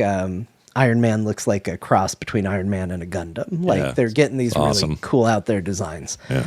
They didn't really do any of that for these background characters. They're kind of generic. And so I'm not saying it's not going to happen. It could, and it has happened before where characters in the background do get put in the fighting game. Typically, though, background characters don't get put in the fighting game. And so we're in a place where right now they've only announced, I think it's like 8 characters or something like that. Yeah. And it's a 4v4 fighting game. So I think there's an expectation, whether it's realistic or not, that this game's going to have a lot of characters because it's 4v4. Let's put in a lot of characters. And to see a bunch of big namers like Gambit, Rogue, Iceman, Beast, Colossus, I can't remember who else was back there. I think Professor X was back there. To Nightcrawler, to see them just standing in the background in kind of generic designs, a lot of people went, "Oh, those aren't going to be in the game, are they?" I think it made people sadder than it made them excited. Oh man. Oh no. Yeah. I'm kind of with them. Like, I think there's some of those characters I would want in the game. I got really excited because they're putting Gambit and Rogue in Marvel Rivals, and I don't even play that game. I was like, sweet, I love Gambit and Rogue. I'm not going to play that game still, although I am undefeated in Marvel Rivals. Oh, you still haven't 100% win rate. I think that's amazing. I think they talk about you behind closed doors. I have a 100% win rate as Spider-Man and a 100% win rate in the game in general. So very excited about that. Yeah, very good. So yeah, it's just one of those things. It's not the end of the world. I'm still excited for the game. They could still get added, but I do think that they need to recognize that people are really waiting for characters. That's the thing they really want to hear about. Yeah. And if you throw a bunch of guys in the background and say, you're basically telling them, hey, these are probably not going to be characters. But those are those fighting games have deep rosters. Like just because they show up in the background doesn't mean they don't. Maybe they haven't evolved yet. Like they're pre-evolution characters. Sure, but I would say the odds go down. They don't go up. Right now, we're dealing with infinite possibilities, and as soon as they're in the background, it's not 0% chance. But they could have just not put them there. Yeah, they could have just not put them there. So they'd have to have known that. This has got to be an A or G. Like they have to be. I think it's a T. I think they may be scratching their heads wondering why maybe people are mistaking it, and perhaps it's lousily executed, but I think they're saying these are some characters that will be in your game. All right, let's see. There's no way what happens. Do you know how many are in the roster right now? It's 8 or something. 8. Yeah. I think it's 8. Yeah, that's not very big at all. Some of these I think have like 30 or 40. Nightcrawler's in this game. I promise you. I swear to you, Nightcrawler is in this game, or I'll eat a hat on the air. Like, oh my gosh, Scott, that's bold. I'll do it. I'll eat a hat. All right, let's put we need a predictions tab in our show notes. We do. We just keep track of the weird shit we've predicted. Just a little spreadsheet to keep track of it, so that by the end of the year we can eat hats. Scott's gonna eat a hat if Nightcrawler's not in Marvel. Now, will he be there at launch? Let me clarify this. Oh, don't you push the don't. Well, it's good to be precise if we're doing predictions. Or if I have to eat a hat, yeah. We never know. They just added a new character to Dragon Ball Fighter Z, so we can theoretically keep this up forever. That's a good point. Okay, I'll say this. If he's not in either launch or the first DLC, then I'll eat a hat. First year of DLC or just first DLC? Yeah. Okay. Like he'll be the first DLC is going to be like the battle pass for the rest of the year. So. Does that count? I don't know. That kind of complicates the it. first season of characters, however it may look, the first bundle of characters that come to the game. There you go. Okay. Scott's going to eat a hat. I'll eat a hat. How about something realistic? Well, be a hat. You're going to have to eat this hat. I think you should eat the hat, the Halloween hat that John had. No, be like a cookie hat, like a hat made out of food. That's what I'll eat. Oh. That doesn't seem like a punishment. No, it doesn't really. Does it?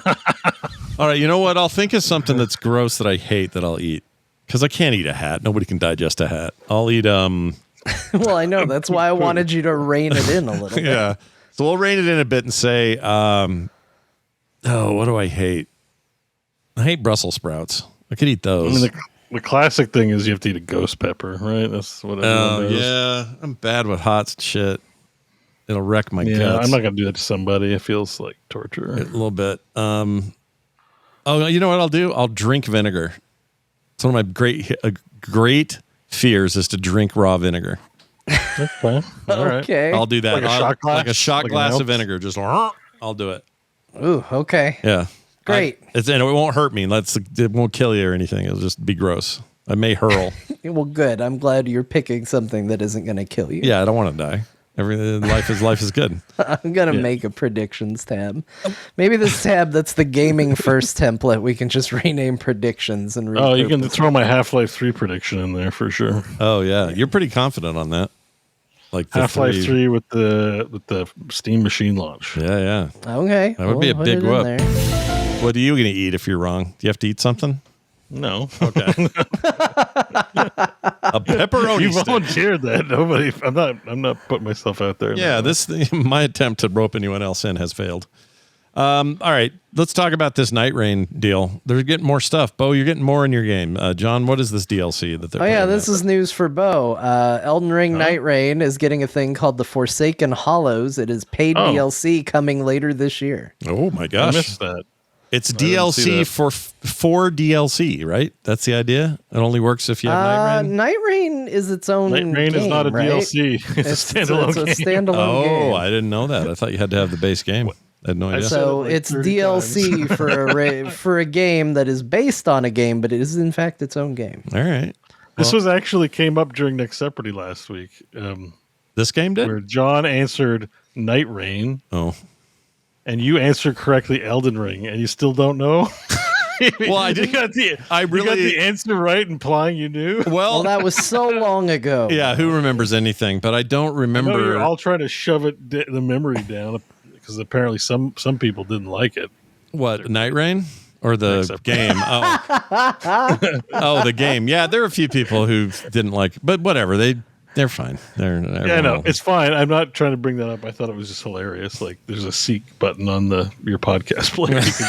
You can skip around. Yeah, we've had this technology for 40 years. Yeah, it's amazing. All right, so, but it's a standalone game. All right, it's just got uses all the assets of Elden Ring plus games prior to that, and this is a DLC for that standalone game. Okay, So DLC for a game that is not part of the original Elden Ring or connected. And the Night Rain has no connection to the upcoming film. I love how much more difficult you're making it. You're like, instead of just saying DLC for Elden Ring Night Rain. There is a standalone game called Elden Ring Night Rain. Yeah, familiar. Okay. Yeah. And there's a DLC called for that. Forsaken Hollows. Yeah. For that. Yeah, So just not to be confused with the third SKU, which is the original Elden Ring game, which this standalone game and its DLC are based on. They are adjacent to. John's right, I'm making it worse. Even I don't know what we're talking about. I've forgotten it. Is Dragon Quest 7? We're still talking about that? Speaking of which, how much have you followed that movie, by the way, that they're working on, the Elden Ring movie? I would normally go poo-poo, like who cares? But do you know who's directing this thing? Alex Garland. We've talked about it. Yeah. Alex Garland is writing and directing this damn thing. Of course I'm seeing it. He's one of my favorite writers, directors of all time. You know, look what he did. The movie's good. And the Elden Ring game's good. Yeah. Look what he did with, do you ever watch Dread? Freaking. Yeah. Dread. Watch Dread. Dread supersedes its source material. It's so good. So I'm stoked. That might be the first time I'm actually like jazzed about a game adaptation, about a game I haven't played all the way through, that I don't really care to, but I don't care because Alex Garland's involved, and I do love the look of that game. So. There's a chance you might hate it, though. What, the movie or the game? The movie. Well, I mean, there's always a chance, right? I mean, Elden Ring as like a world is pretty bullshit. Or depressing and sucky, but visually it'll probably be pretty sick, and maybe that'll be it's gonna have hand spiders in it, probably. Yeah. Jar people. That horse guy at the beginning who I never quite big dragon could get the hang of.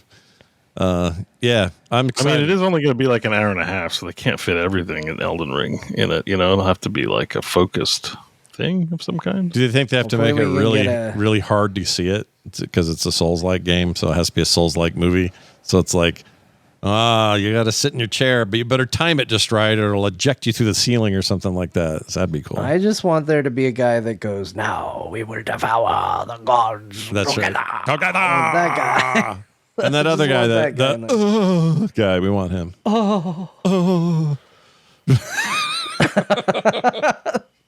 It could go either way. It could be really good. Obviously, they got a talented person doing it, but also could just be really shit. I don't know. It could be garbage. Yeah, you never know. There isn't like, I mean, there's story and lore, and it is neat, but I'm just trying to picture it as like a movie, and I just can't.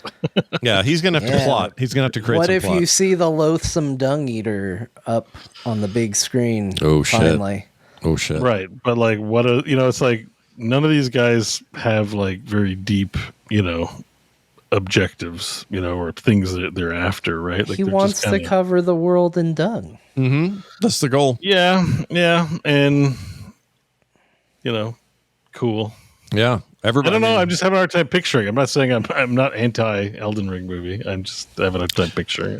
She's been cast, the girl from Romulus and also from Alex Garland's Civil War. She's very good. So I don't know who she's going to play. The weird little ethereal girl you have to talk to at the save points. I don't know what her name is.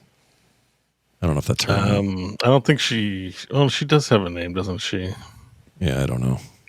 He calls you maidenless. Yeah, it's not Melania, but I think her name is maybe like the same, like something close, like Melina. Melanoma. Yeah, Melina. Yeah, melanoma. She's melanoma. The clone of Katana eats people. Really? Shut up. Is that a thing? Yeah, in Mortal Kombat. Melina? No, Melina. Oh, Melina. I knew that. I wasn't clicking. Melina was staying right where it was. She becomes your maidenless, so she becomes your maiden for a bit. Oh, might be the Romulus girl. I don't know. I don't know who she got hired to play, but it's Melina, like Melina, Melina, not Melania. That's someone different. So it is. So it is. That's like the hard boss. Yeah, it's like the Mortal Kombat clone. Then, John, same name. Yeah, according to BEAU. According to our reporter on the ground there. All right. One quick final thing about Sony. This is weird to me. Horizon MMO coming. All right. That's right. Horizon Zero Dawn people. What? That series. Wait, it is called Horizon Steel Frontiers. It is an MMO based on the PlayStation series. And it's coming to, get this, PC, mobile, and not PlayStation 5.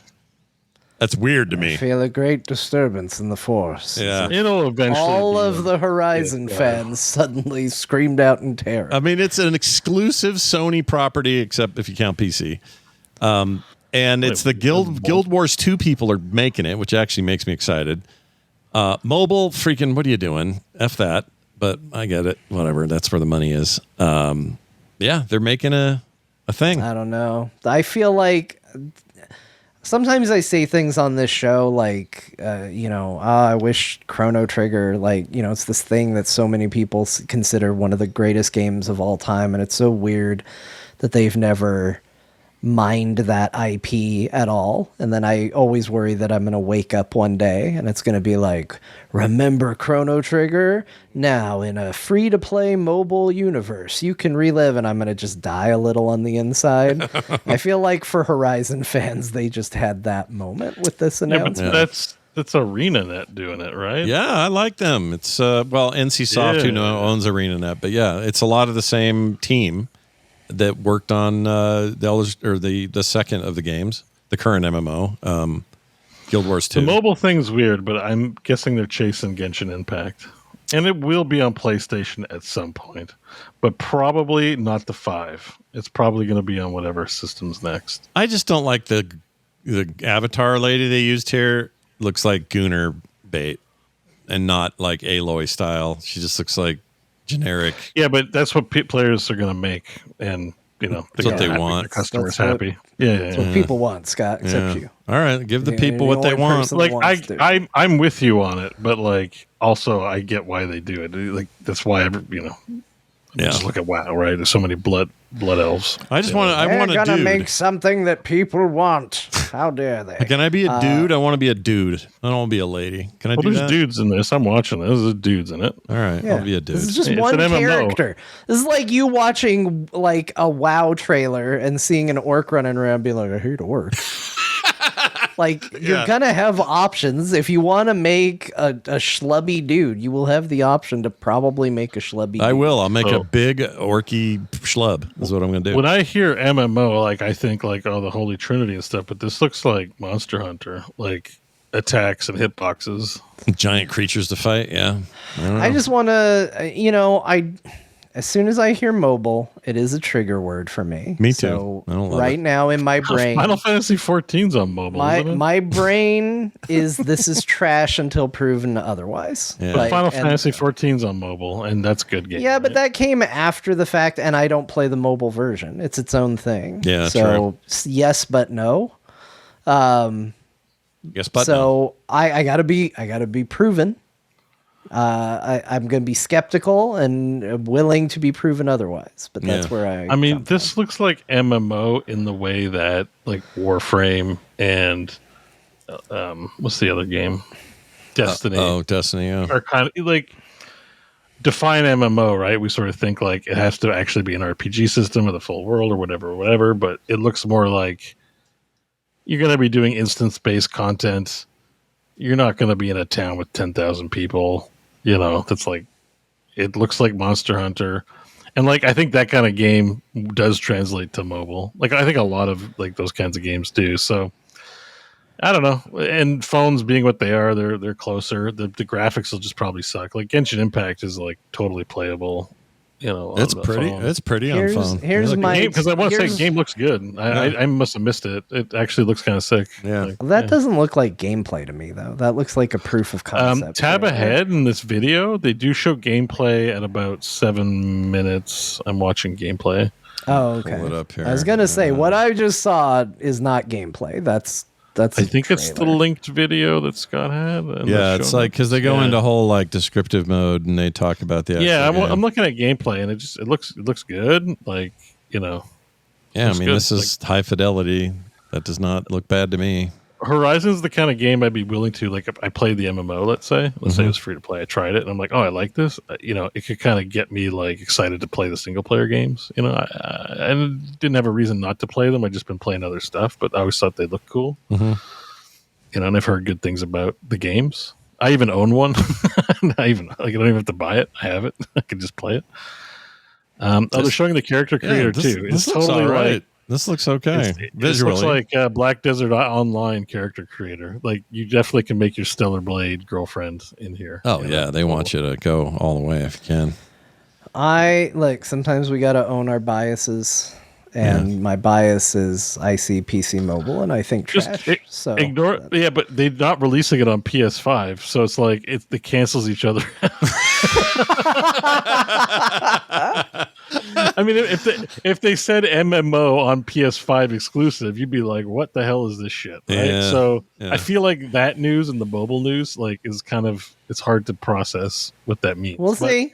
It is on PC. I will judge it fairly when it's here. Look, Until then, I'm going to judge it unfairly, fully admitted. Yeah. There's a girl here with cat ears. Now this makes hold me on. feel. We didn't talk about cat ears. But to John's point, color. Hang on, I'm going to get a screen cap of minute 10:20 here because this might go along. You might let's see what you say, John, because I think maybe I'm inclined to agree with your concerns. Do you want my honest reaction or what I think is the funny reaction? Both. Okay. All right. So this looks like a cascading picture of different player characters you can make, and Why does everybody have the same face? Yeah, this looks whack as hell. This is weird. This is like this is haunting. This is like I bought a doll and I bought a bunch of different outfits for the doll. This is I feel a little haunted by this. Actually, they all have the same non-expression, which Well, this dude in the back, this pud monkey here's got all three of these dudes. They all have the same face. They have the same face. Yeah, that dude that you're zoned in on is maybe the most normal looking of all of them, but they all look like this looks like a screen grab out of a horror film. He looks like he's made out of butter. She looks the same as these other ladies. Yeah. It's like crafted by you and explore a world where individually matters, and everyone literally looks like they came off a printing press, like a flesh press. I'm like, where's? That's so maybe you're right. Maybe you're right. I don't know. We'll see. We'll see. I'm trying to be positive, but maybe you're right. Look, I respect you trying to be positive. I'm trying to be negative. Anybody who's excited about this game and wants to be excited for it, that's fine. I have a word that triggers me, and it's mobile, and I heard it, and so I'm going to judge harshly until proven otherwise. I don't blame you for this. Who I'm going to be. Yeah, I don't blame you for that at all. I think it's totally fine. It's not mentioned here, but did you guys see the TV they announced too? Oh, Sony's, yeah. Monitor? It's a 27-inch, pretty decent specs. They didn't do a price either. The price would be the important part because obviously there's 100 million options. So it's like, why do I want a Sony one? Yeah, it's called the 27-inch? Here it is. Well, I like that the big feature was you can hang your controller on it. Yeah, it's a little weird. That's it right there. It's 27 inches, which everyone says is kind of the prime space for, I don't know. I mean, that looked cool for all of 10 hours until the Steam Machine got announced right after. So yeah, kind of how I feel. It's got nice specs, but no price. I think a lot of these things are holding off on prices because they don't know. There's some stuff coming around they don't know about manufacturing. There's some tariffs have messed things up. There's a lot of shit to deal with, but well, yeah, they also announced a version of the PlayStation that's your tariff-free discount of the PlayStation for Japan only. That was also closing. That was the closing announcement. Was a discount for Japan only. Oh shit, that's not good that we're doing that, is it? We live in a world where now that's an announcement for these sorts of things. So hey, you get to join Australia and their troubles. Everything in Australia costs 50 times more. So now you guys are like Australia. That's how we live. It's the new America. Is the old Australia? That's how I look at it. You're the new Australia, United States of Australia. There you go. John, I didn't see it yet. I haven't looked. I guess the new Super Mario Galaxy trailer is out. The film. Yeah, the film. What'd you think of that? You still have not seen the original of? No, I still haven't watched the movie, and I haven't seen this trailer. I'm looking at it really? now. I've even seen it. That's shocking. I don't know what my problem is. It's not that I don't want this stuff. I kind of do. I don't know. So have you watched K-Pop Demon Hunters yet? No. So I thought you were going to watch it with the family. I was. We ended up watching Frankenstein and don't you own television, Scott? You have to have an animation night where you just watch, these computer animated things. I really should. One. Mm-hmm. I want them to use more music inspired by actual Mario games instead of pop culture songs, which I think was a real loss for the movie. And clearly one that got rethought throughout the thing because apparently there was a whole soundtrack that was Nintendo based, and then they threw in a whole bunch of pop songs instead. So like they had like a remix of the Donkey Kong theme, and then they replaced it with Take On Me. And why would you need to use any outside music with Nintendo's rich catalog of recognizable soundtrack? That's crazy. Yeah, just remix all that and just have fun with it. That's an idiot producer who's an idiot. So I want that. I want better music, more Luigi. And here's the other thing, and I admit this is the worst. This is not a good thing. But I felt like the first Mario movie made it really clear that if you get a power-up and then you get damaged, the power-up effect goes away. And maybe it doesn't apply to the mini mushroom. But Bowser slams his own tail in a door in this trailer, and I feel like that should make him Big Bowser. There should be enough damage, I think I agree. How long isn't that kind of a bullshit thing though? Like where if anything bad happens to you, you can just pinch yourself and be like, "Ow," and then get out of it. Yeah. Well, also it's weird that like negative power ups, what undoes them is like maybe getting positive power ups, or maybe you just have to die. I don't know. Well, but the good ones, if you take damage, you lose. Mm-hmm. You all right, Bo? Excuse me, sorry, just choking on my own spit. Ew. You've never done that? No. Someone else. So the thing is, being small might not be a negative power up, though. Like we were talking about Officer Ravioli and the black hole problem with his butt. Maybe one of the things that would help would be to get small to get out of that situation. So. Yeah, it's true. There's not. I don't know. It is a super nerdy thing, but I've been wondering about it ever since that first movie. I'm like, look, he's staying small. Yeah. What undoes that power? Because Mario gets turned small at one point. Sure. It's usually time-based. I think he undoes it by getting a different power-up. I don't remember now. Maybe. I always thought it was just like it had a time or when you were done with the level. I thought it would be time-based too. Yeah. I don't know why Bowser is staying small forever. I just don't think it's a consistent rule. I'll tell you what. Well, we'll have to see the movie and then we'll find out. Okay? I'm thinking about it way too much. Yeah, we can discuss it after. No, I'm for the discussion. Is we don't know if it even happens yet, so we got. They did also show Princess Rosalina because this is Mario Galaxy. So she's going to be voiced by Brie Larson, which I think is a great choice. Yep, she's awesome. Bowser Jr. is going to be in it. I don't remember who's voicing him. I think they said it was somebody new, like it's not maybe a known person, which is kind of nice. It's not exactly the voice I would have picked for Baby Bowser, but he's Bowser Jr., I guess. He's going to be in there. So I don't know. We've seen Yoshi. Like Yoshi has leaked that he's in the movie because they've shown like promotional art for this movie, and Yoshi's all over it. Yeah, Yoshi has leaked. He looks like Yoshi. Like there's really nothing to see. I clicked a link bait article that's like Yoshi's design for the Mario movie revealed, and I went, "What is it?" And I clicked it. I was he looks like straight up Yoshi. He looks exactly like Yoshi. Yeah. There's nothing to see here. It's consistent with the rest of the movie. Everybody looks like who they're supposed to be. The only other thing. What does his tongue look like? At no point should Mario and Luigi take their gloves off. I still maintain that the scene in the first Mario Brothers movie where Mario takes his gloves off and has like regular people hands is upsetting to me. I don't think. Well, I haven't seen it, so I need to see this to know how I would react. I love. Hold on, let's see. Is there a picture of it? Mario movie, no gloves. Let's see if it just pulls up anything where you can see it. Yeah, you can see it. Just Google Mario movie, no gloves. Okay, and just look at him with regular hands. Oh, I don't. Yeah, I don't like that.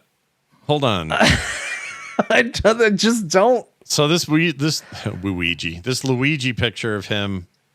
That's walking. Yeah. Luigi also takes his gloves off. All right, Mario, where are you? Trying to find a good one. These are all tiny. Why does he take his gloves off? Is it a meaningful scene? No, they're relaxing. They're having dinner. They're gloves for plumbing work. Table. It's not like you wear plumbing gloves all day. Yeah, but it just made me realize that he needs to keep them on. Well, in the old days, he didn't have them. There's a joke in the movie, because I'm seeing a GIF. Plumbers wearing white gloves. Like, what's wrong with these guys? They're such bad plumbers. Your OG had no gloves. Your middle guy had no gloves. And then you didn't get them till 16-bit, 16-bit world, I think. I'm with you. No, but they drew him with gloves. That's not official art. They still drew him with gloves. Yeah, I guess so. Look at the original Super Mario Brothers box art. What if that sounds awful? Hold on. Oh, I found him. Oh, he doesn't have gloves in that. That was a bad example. Period. But there are pictures of him from the book where he has gloves on. Here's the original concept art. There he is. There's the original. That's the guy. As he was known in the original NES. Yeah, Jumpman, we called him, and did the best we could. Well, anyway, that's coming April, so get ready for that. People are pissed about Fallout 4 Anniversary Edition. Why? What happened? We'll keep this quick because it's like the fourth time they've released a version of this game, and it seems like the only thing they released this for was to put in the Creation Club. Yeah. And then it broke a bunch of mods. Yeah. So they're charging you money to upgrade your version of a game that has been updated several times just to put in stuff made by other people, and then it broke other stuff made by other people. Mm-hmm. It makes me mad. It makes me want to go over to Todd Howard's house, knock on the door. Hello? Yes, Mr. Howard. I'm Scott from the Core Podcast. You may have heard of us. I'd be looking way down at him, by the way, because he's only like 2 or 3 feet tall. I'd be way down there. Okay, thank you for being generous, because there's a decent chance he's taller than me. Every time I see him on stage, everyone feels like a giant compared to him, and I don't feel that way around you, so I don't know what's wrong with my perception. But anyway, I'd say to him, what are you doing? Is this a Microsoft thing? Because we can help. We can all bitch and moan about the purchase. Did they screw you guys up? Is Phil Spencer in there? I'll be looking over his shoulder. Is he in there somewhere? According to Google, he's taller than me. Oh, jeez. What is he? What's his height? 2 inches. He's 2 inches taller than me. What's your height? 5'4". Okay, 5'4". He's 5'6". Yeah. My Korean brother is 5'8". Not that it matters that he's Korean. He's just shorter. We're all short. That all falls into the realm of short. But that's weird because I see him on stage and I think, wow, he is a very diminutive height man. Yeah. I hang around you. I don't feel that way. Well, you know why? Because they don't put me on stages. Oh, now I get it. That's why. I just don't think of it that way. I also don't think of myself as tall, but other people see me that way. So I don't know. I am tall. 6'3" is tall. 6'3 and a half. That's tall, right? Like, yeah. I'm as tall as Jeff Goldblum. That's how tall I am. Yeah, he's considered tall. Yeah, the kid. The kid. I say kid. He's 28, but the dude what played the Frankenstein monster in the new Del Toro Frankenstein is my height. He did a good job. He also seems super tall. Yeah, he kicked ass. Is he 6'7"? 6'7". Good job, dude. That gave us points for the Gen Z crowd just now, or whoever Alpha, I guess. I don't know who's into it. New patrons. We got six or seven new patrons. Yeah, just then. 6, 7. Well, anyway, there's that. Quit disappointing. Did you finish your thought? Though? He did. Like, it's just that they suck. Taller than Todd, and you're going to intimidate him. I'm just going to tell him. I don't understand why they're doing this. It's so anti-good what they do these days. Just make. If I know that's why I put this in here, because I want to remind people that a company we used to really like is doing a lot of not good things, and it would be nice if maybe they could start doing some good things. Yeah, they're just keeping the lights on until they all retire. Like they probably have a clause saying they got to hang around for 10 years after the sale or something like that, and then those guys can start, getting the hell on. Who knows? I don't know. That show's doing better than. I don't really know, but it's the like show. On the other hand, put out a new trailer today, and it looks so good. Show is on fire. Show's doing great. Yep. No complaints. No notes. If we had to pay money for a janky ass Fallout 4 Anniversary Edition so they could make the show a little better, fine. Yeah. I'm glad a lot of you rubes fell for it. Yeah, it was worth your sacrifice for us to benefit. I'm also annoyed that if we all have 4, we shouldn't have to rebuy 4.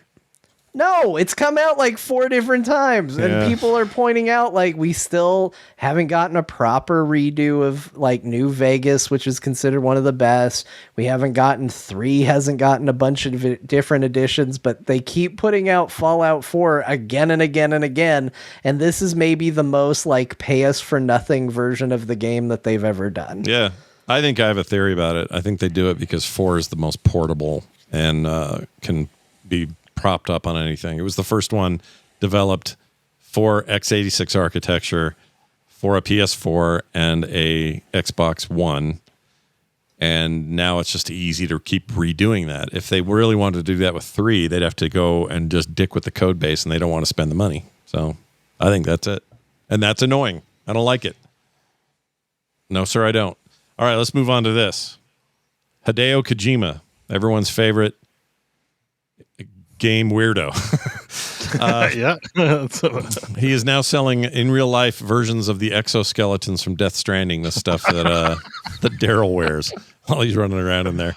So if you want to wear one of these, I saw the price. Where was it? It was very expensive. Let's see. Where did it go? I saw the price. 1,500. It's sort of down towards the bottom of the article. If you too want to experience game-like mobility in real life, that's it. Then the Death Stranding exoskeleton goes on sale December 2nd. The price is yet to be announced, but the regular dual-leg Dinsys Z1 system that this is based on costs $1,500. So expect to pay a few hundred more in Kojima tax. Why? Oh, more than $1,500. So this exoskeleton apparently is really a thing, I guess. I thought it was just phony. You know that base? No, they're saying instantly gain 15.5 miles more hiking range. Damn. Is that what these do in the game? I guess they make you see him walk a lot longer. Is that the idea? Well, you're delivering things on foot, so yeah, you can upgrade your capabilities with That's a 15-mile increase to my current walking But range. I thought it was science fiction, but exoskeleton maker Dinsys. Hang on, let me I want to see the real. No, product. this is a real technology. I mean, I don't know how good this is. Don't let me say that. Make an endorsement of this. I don't know, but exoskeleton things are a thing. Yeah, I've seen military uses, and I've seen like cargo movement. Like if you're in a warehouse and you need more. Maybe I'm just thinking of Ripley.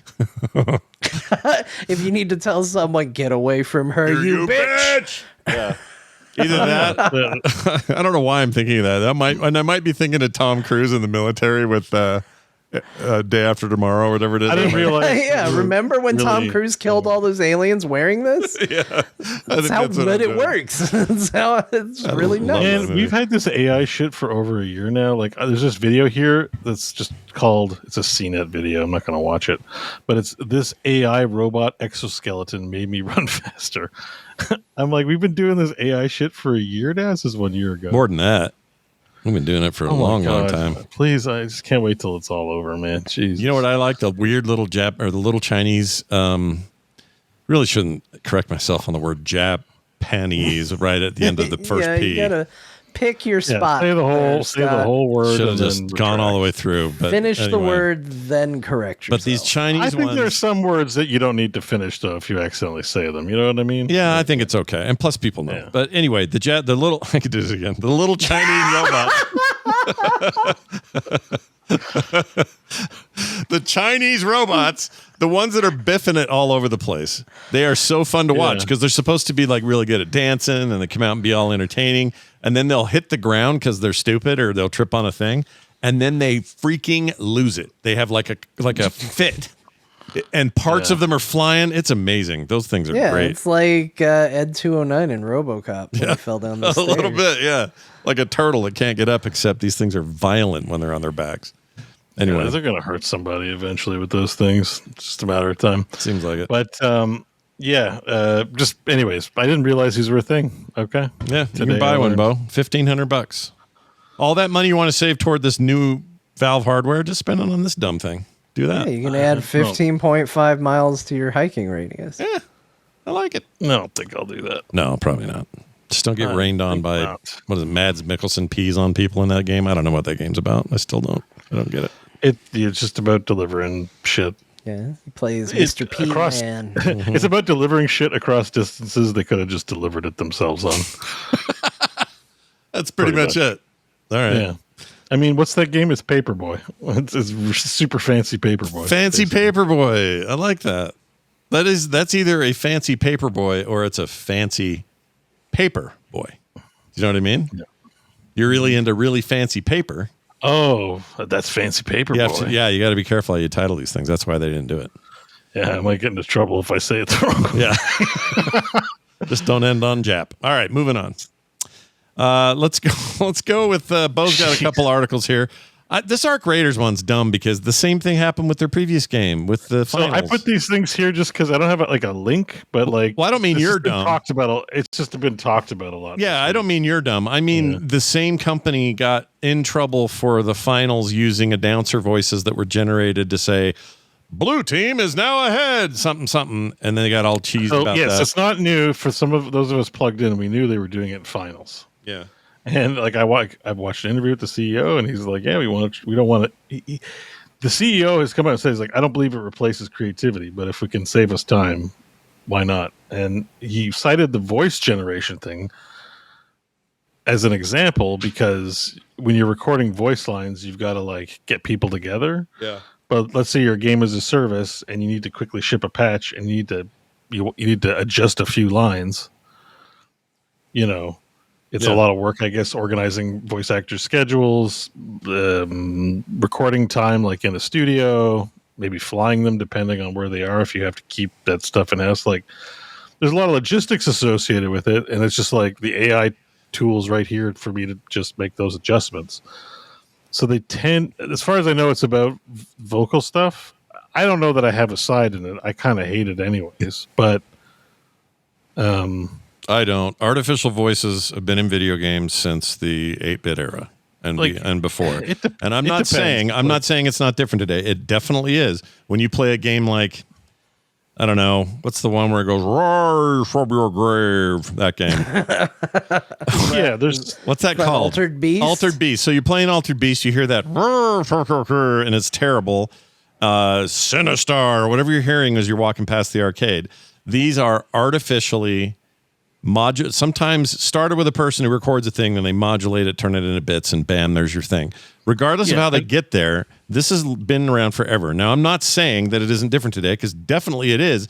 There's a fidelity and an accuracy and a realism to it that we've never experienced before. So I think people just being just mad at AI by default is doing everybody a disservice. I think you have to look at this stuff from the perspective of, what, like, are you going to start being mad at Halo 1 because the guys can duck and hide behind cover? I don't think it's the aesthetics, it's the ethics behind the copyright stuff, right? So, well, whose voice is they using? If it's nobody, like, I don't know. We just don't know what anything's trained on. I think there's just no transparency. No, that's true. So, I think, like, and that's what the voice actors were, and actors in general were protesting, was just like, okay, so I do a recording session for you, and then you can generate voice in my likeness forever without paying me. Okay, and I have to sign off on it if I even want the gig in the first place. Like, do we know they're doing that though? I don't know that they're doing that. Well, we don't know. Like, I mean, I think that's the general, that's been the default approach that we hear, like, in the public, right? When you're just like listening to Sam Altman talk about shit, and it's just like, you can do whatever you want. So that's probably the impression we all get. So it would be incumbent on anyone using AI to disclose the methodology, but these companies don't disclose what they do, right?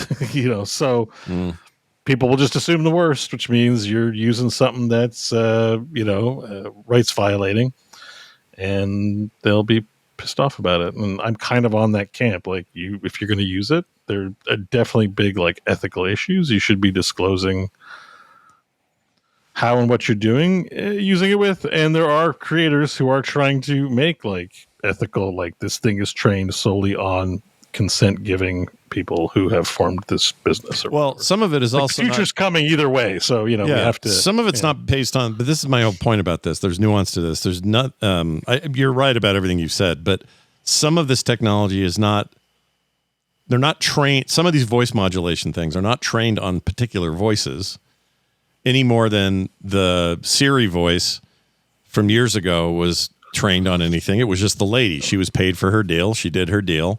And then that was the voice they used every time. In this case, you can do things now with AI voice generation that says, all right, I want it to be deep. I want it to be male. I want it to be yelling. I want it to be angry, whatever. You can do all these things. And then it will produce a voice that is not from a particular person. The problem comes in if the data that is under all of that is the trained data, because that is what AI is. It's a trained models. The training material. If that training material is based on a bunch of career voice actors, or it could be scraped from our YouTube videos. For all we know, we've participated in 100%. That's my point. It could be people. Audio, it could be people talking at the grocery store. For all I know, the point is, like, as flimsy as copyright is like, our permissions have not been thing, and there's no transparency to say, have we been used? Most certainly we've been used to train something as part of the collective scraping. Like, even for Google, AI for sure is using all of its content on YouTube to train. It trains the entire thing. Yeah. So, we get no revenue from that, and everyone gets to save, certain people get to benefit from this technology, but not the people that helped create it, arguably, from, like, an IP perspective. Like, this is all getting sorted out as we speak, because lawsuits are starting to blast off.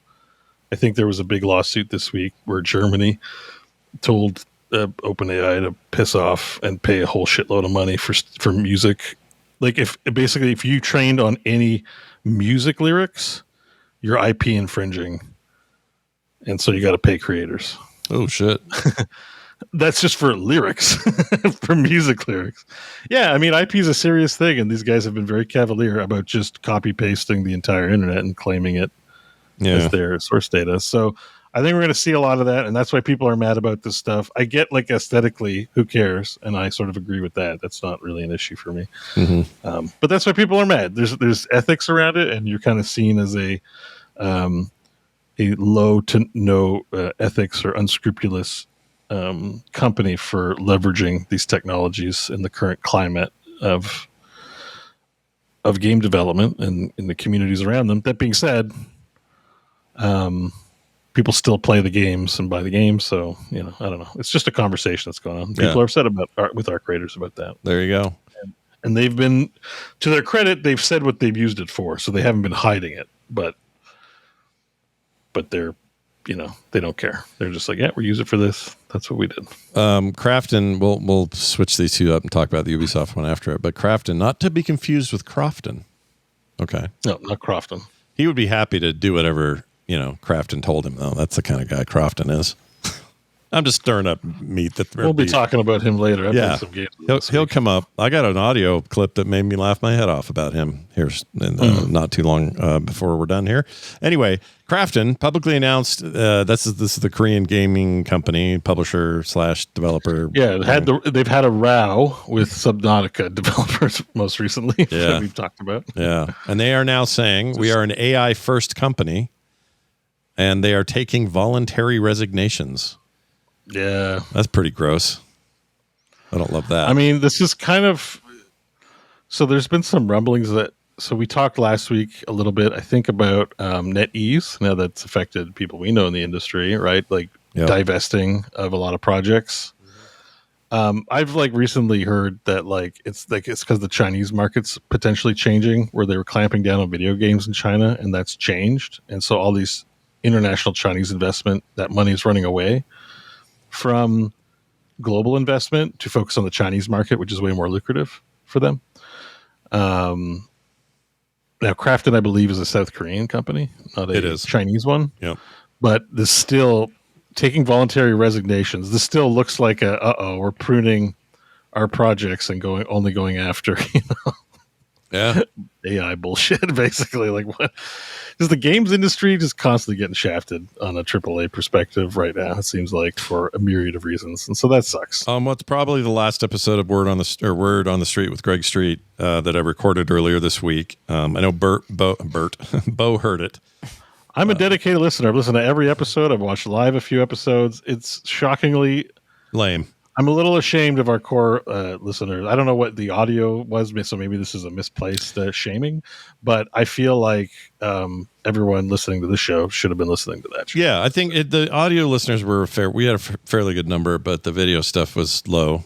But also it was early, and there's no game to play yet. And it was early, but gamers are weird. No, there's definitely a trend though that people listen to their favorite influencer talk about games, but there's a lot of game developers, even very notorious ones, that barely get any views on their YouTube channels. And they're out there sharing their wisdom and their thoughts. And it's yep.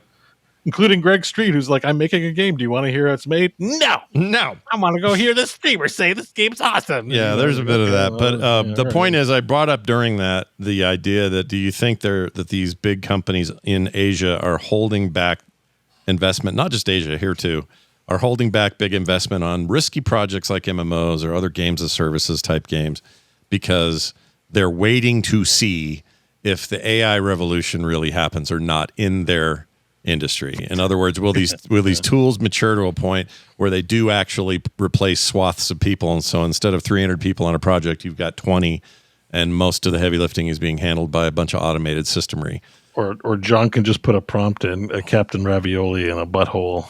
Black hole butthole, and then he's got a video game to play. That's exactly right. So it's actually not that far off of a comparison, because that's what I felt like. And he said, I can tell you, as somebody who has a lot of insider information about how games are made right now, none of that is happening right now. There may be people holding off on money pipes until it proves itself out, but nobody's making games with AI right now.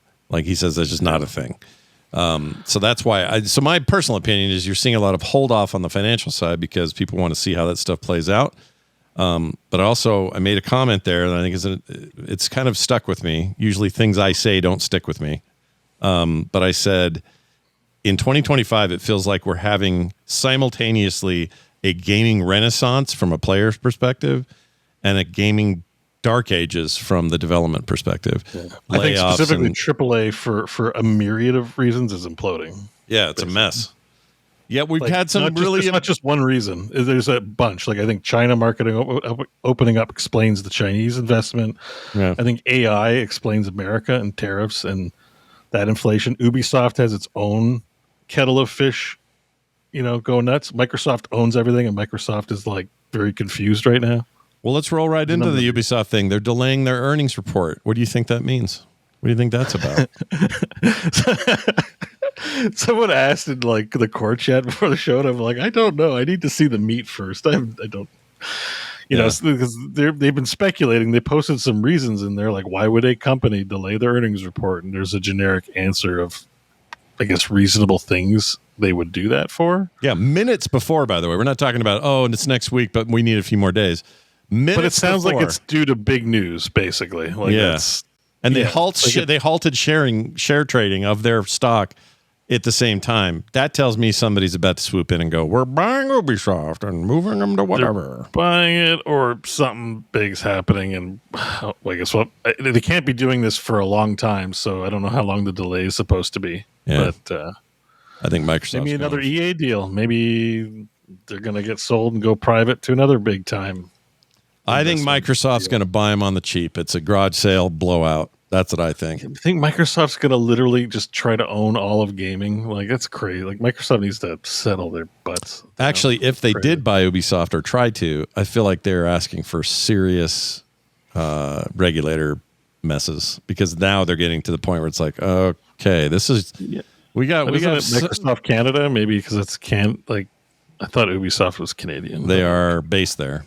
But, they were originally in France, weren't they? And then Montreal. Yeah, a fun fact, Krafton worked for Ubisoft. Yeah.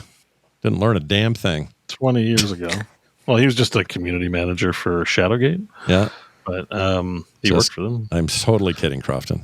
I actually think quite highly of him. It sounds like I don't like him, actually. Oh, he's great. He's great. He takes a good... He takes. I want to say he takes a rubbing good, but that doesn't sound right. Mm-mm. Or licking, for that matter. It takes, being teased well, he takes a tease and keeps on squeeze. Yeah, I don't know what you would consider the ownership. It says headquarters in Saint-Mandé, France, so I guess they're a French company, not a and that could mean a lot more trouble for Microsoft to be screwing around in Europe, because Europe's a little more, Europe doesn't like doesn't like that kind of stuff anyways. So they delay everything. And that's probably good. Somebody out there needs to be. I mean, Tencent's a partial owner. Maybe they're just going to give it over to Tencent or something like that. Who knows? Oh my gosh, dude. I mean, whatever. I'm not playing Ubisoft games right now anyways. I mean, that's the thing is AAA's imploding. So whatever it is, I just think we're getting new players. The companies that we have that rose to the forefront now were young, upstarts 20, 30 years ago. Mm-hmm. And now it's all just AAA bullshit that, really isn't that interesting or cool. And they just can't seem to break out of it. So, the Claire Obscure developers and stuff, we're going to get there'll be new upstarts that grow into big companies, I think. I think you're right. That's the stage we're at. Here's what I want. Immortals Phoenix Rising 2. That will solve all their woes. That'll fix it. That's it. I think that went That's all we need. Or something like that. Yeah, there's some free-to-play thing going on right now, right? Free weekend or something like that. Yeah, you have to have... I really like that game. That game's awesome. I freaking loved it. I liked it a lot. I was like, if they're going to make games like this kind of, B-tier, whatever, middleware thing that's not their Assassin's Creed and it's not, bottom of the rung indie, it's something in the middle. I was really excited, and then that was it. One and done. Out. And I don't think they thought it sold enough because, again, the expectations with companies that big are they're too high, in my opinion. Then finally, Marathon, still coming in March. Sony confirmed it.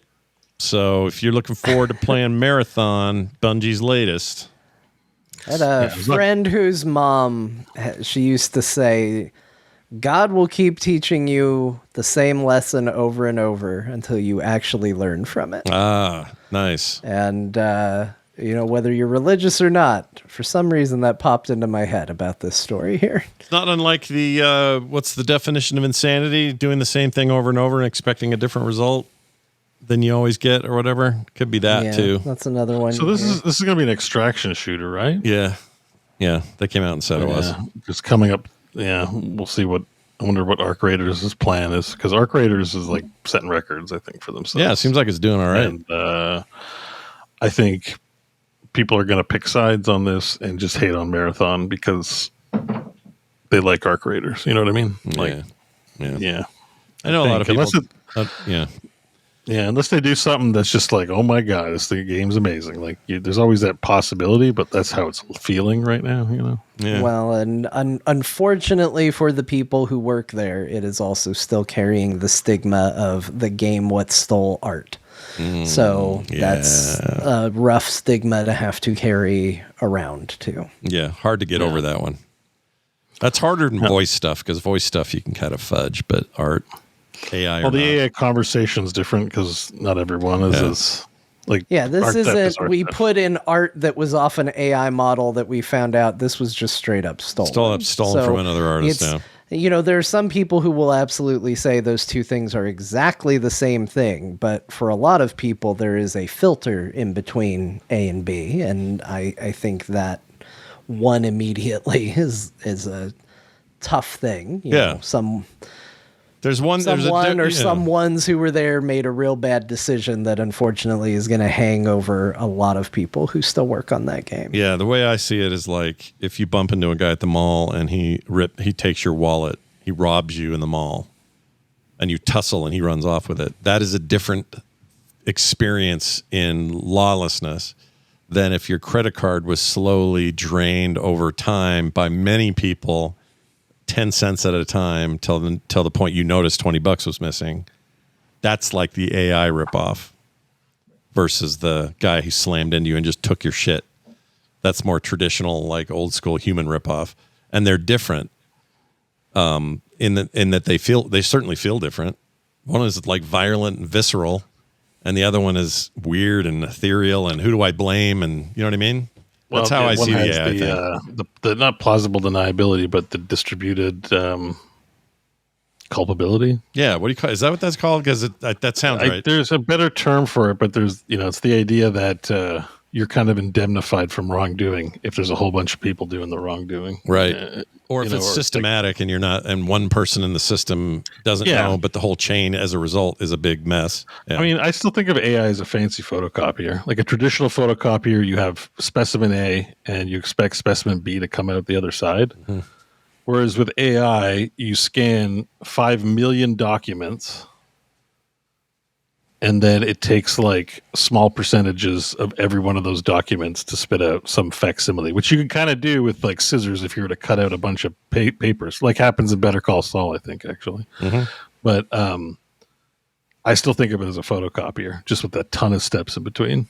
Yeah. You know, and you can talk about whether the engineering is like cool, because I think probably it is. Like the way they're trying to emulate the human brain is like interesting. I think that kind of stuff's cool. But like, at the end of the day, it's just photocopying stuff. It's just like there was probably a time when Xerox first came out with their machines. People went, "Holy shit!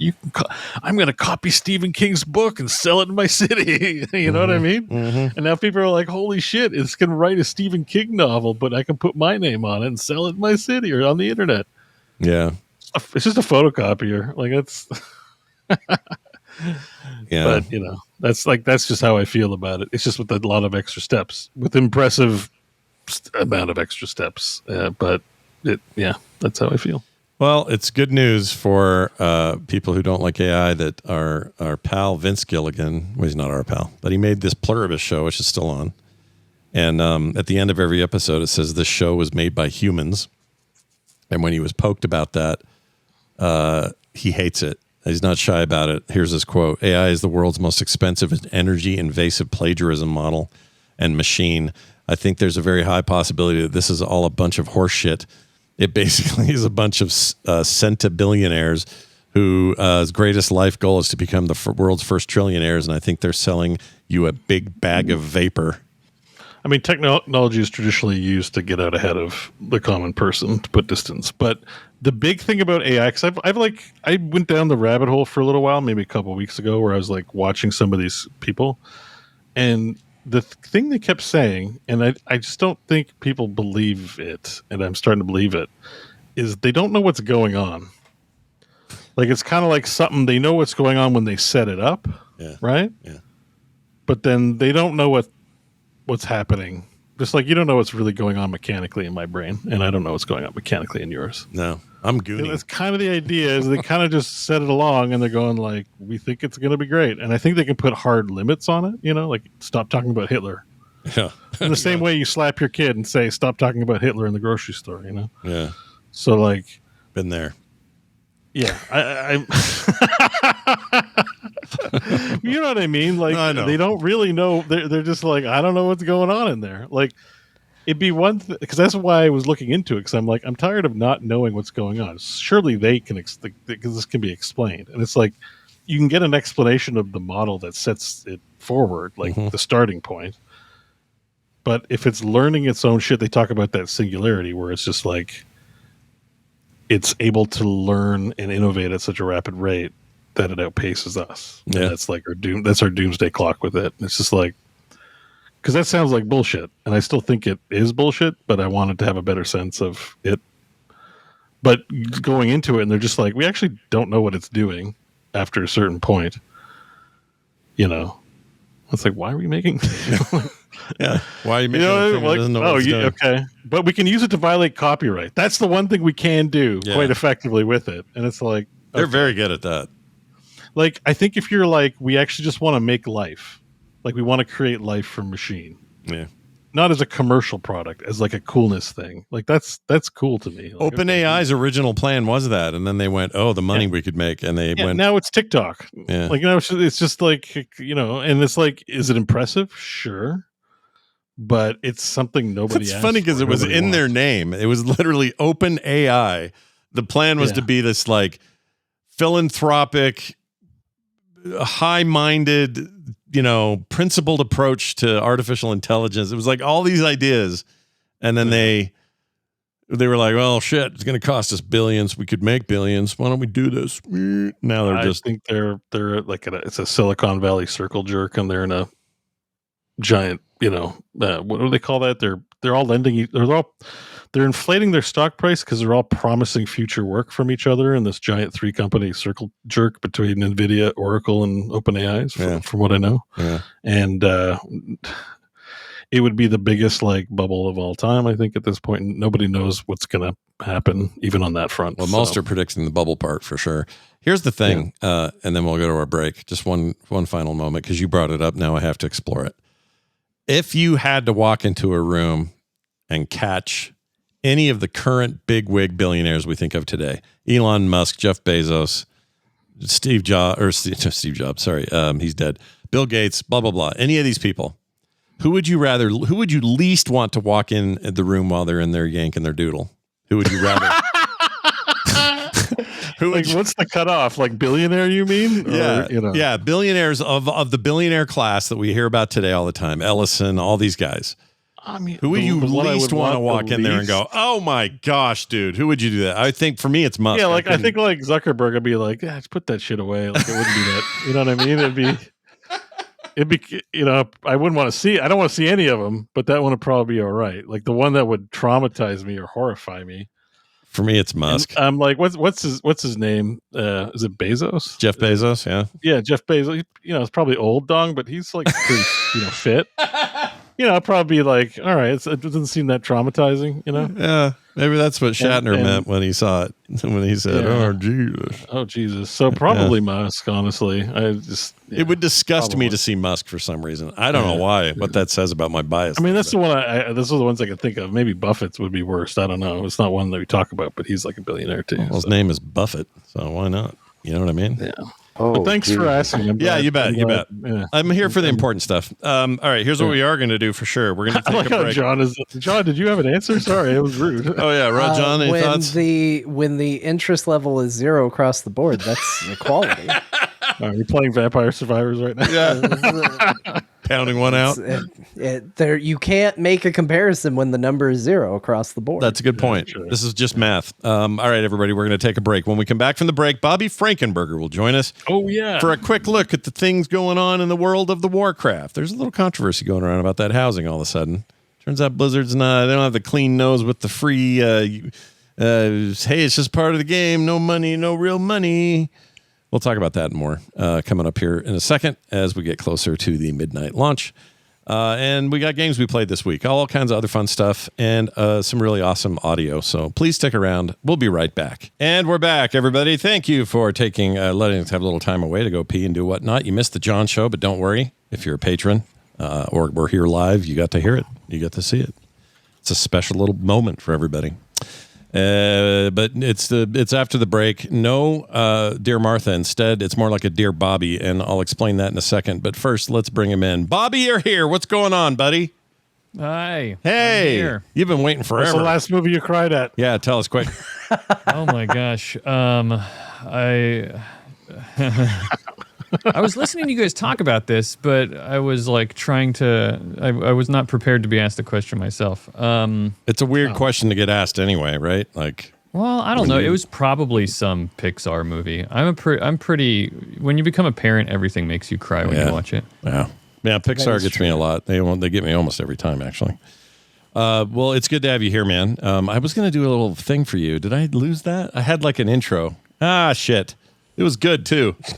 I'll just do this. You were almost a Jill sandwich. Since it's handy, I'll just do that. Perfect. We never use that one. Makes perfect sense. Right? It's exactly what everybody wanted to hear. But Bobby, you're here to talk about what's going on in the world of Warcraft. Specifically, whoops, there you are. Why isn't that working? Hold on. This is all left up. Oh, I know what I need to do. Hold on. You guys, everything's fine. Scott knows what he's doing. Production values have gone off the hinge. Oh, you know what? I got the answer. I know it because this was not that long ago. I cried at Superman. Oh! Yeah, I got teary at the end. The Pa Kent stuff really got me. Yeah, that was... Pa Kent and the children in danger hoping Superman will come and save them really got to me. Yeah. So there you go. Superman is the correct him on his answer. back, and that Iggy Pop song starts, and you realize that his true family is the one that raised him. That got me. I got a little choky there. It's good stuff. Yeah, but I don't cry that often anymore because I'm dead inside. All right, let's move on to this. Hey, Bobby. It's good to have you here, man. You, of course, keeping your finger on the pulse of all things World of Warcraft, playing it, being steeped in it, as it were. Can you tell me first? Best. Can you tell me I've first been trying about to this? climb out of a Hades hole lately. Oh yeah, the Hades hole is deep. You got to be careful. Yeah. And then you get out of the Hades hole and you go up in Hades. So the Hades has got an up hole and a down hole. Exactly. Oh man. Can you talk about what's going on with the housing thing and why the people are mad? Because I guess they're going to. You're talking about the currency you mentioned before break, right? Yeah. What's going on with that? Yeah. So there was a leak. Not a leak. It wasn't a leak. It was data mined that there was this currency called Hearthsteel, and a bunch of people speculated correctly. It turns out that it was going to be a premium currency. What they data mined was the name of the currency, and then a bunch of images of like different amounts of Hearthsteel that looked exactly like you would see in like a mobile game where you go and buy different amounts of an in-game currency, right? Right. So the people correctly presumed that it would be a premium currency for housing, and we know that they were correct about that because Blizzard confirmed it. There's some articles that got published with some quotes from Blizzard. They said that. So first of all, it's the first premium currency of in World of Warcraft. I know we have like the WoW token, but that's not really a currency. You're just buying game time that you can sell to other people in the game. That's really all the token does for you. I mean, it also allows you to buy gold, but it's not a currency that you're purchasing to buy other things. You know what I mean? Right. Like, so it's the first of that kind of thing in World of Warcraft. They said that it's so everybody went crazy about it because, you know, housing is a new thing that everybody's really excited about, and one of the things that people have been fearful of is that housing was going to be a new way for Blizzard to monetize World of Warcraft. If you were worried about that sort of implies that you thought that might not happen, in which case you're crazy. Because, of course, they're going to try to monetize housing. And so it wasn't something that surprised me that this was a currency. They said that, so the rest of the facts, I guess, they said that that it wasn't going to be tied to core decorative items tied to fantasy of race, class, fantasy, or lore, or anything like that. Like big items that people are gonna, like you're not gonna be able to go in there and buy, an Ashbringer to put on your wall. You're not gonna be able to go and buy,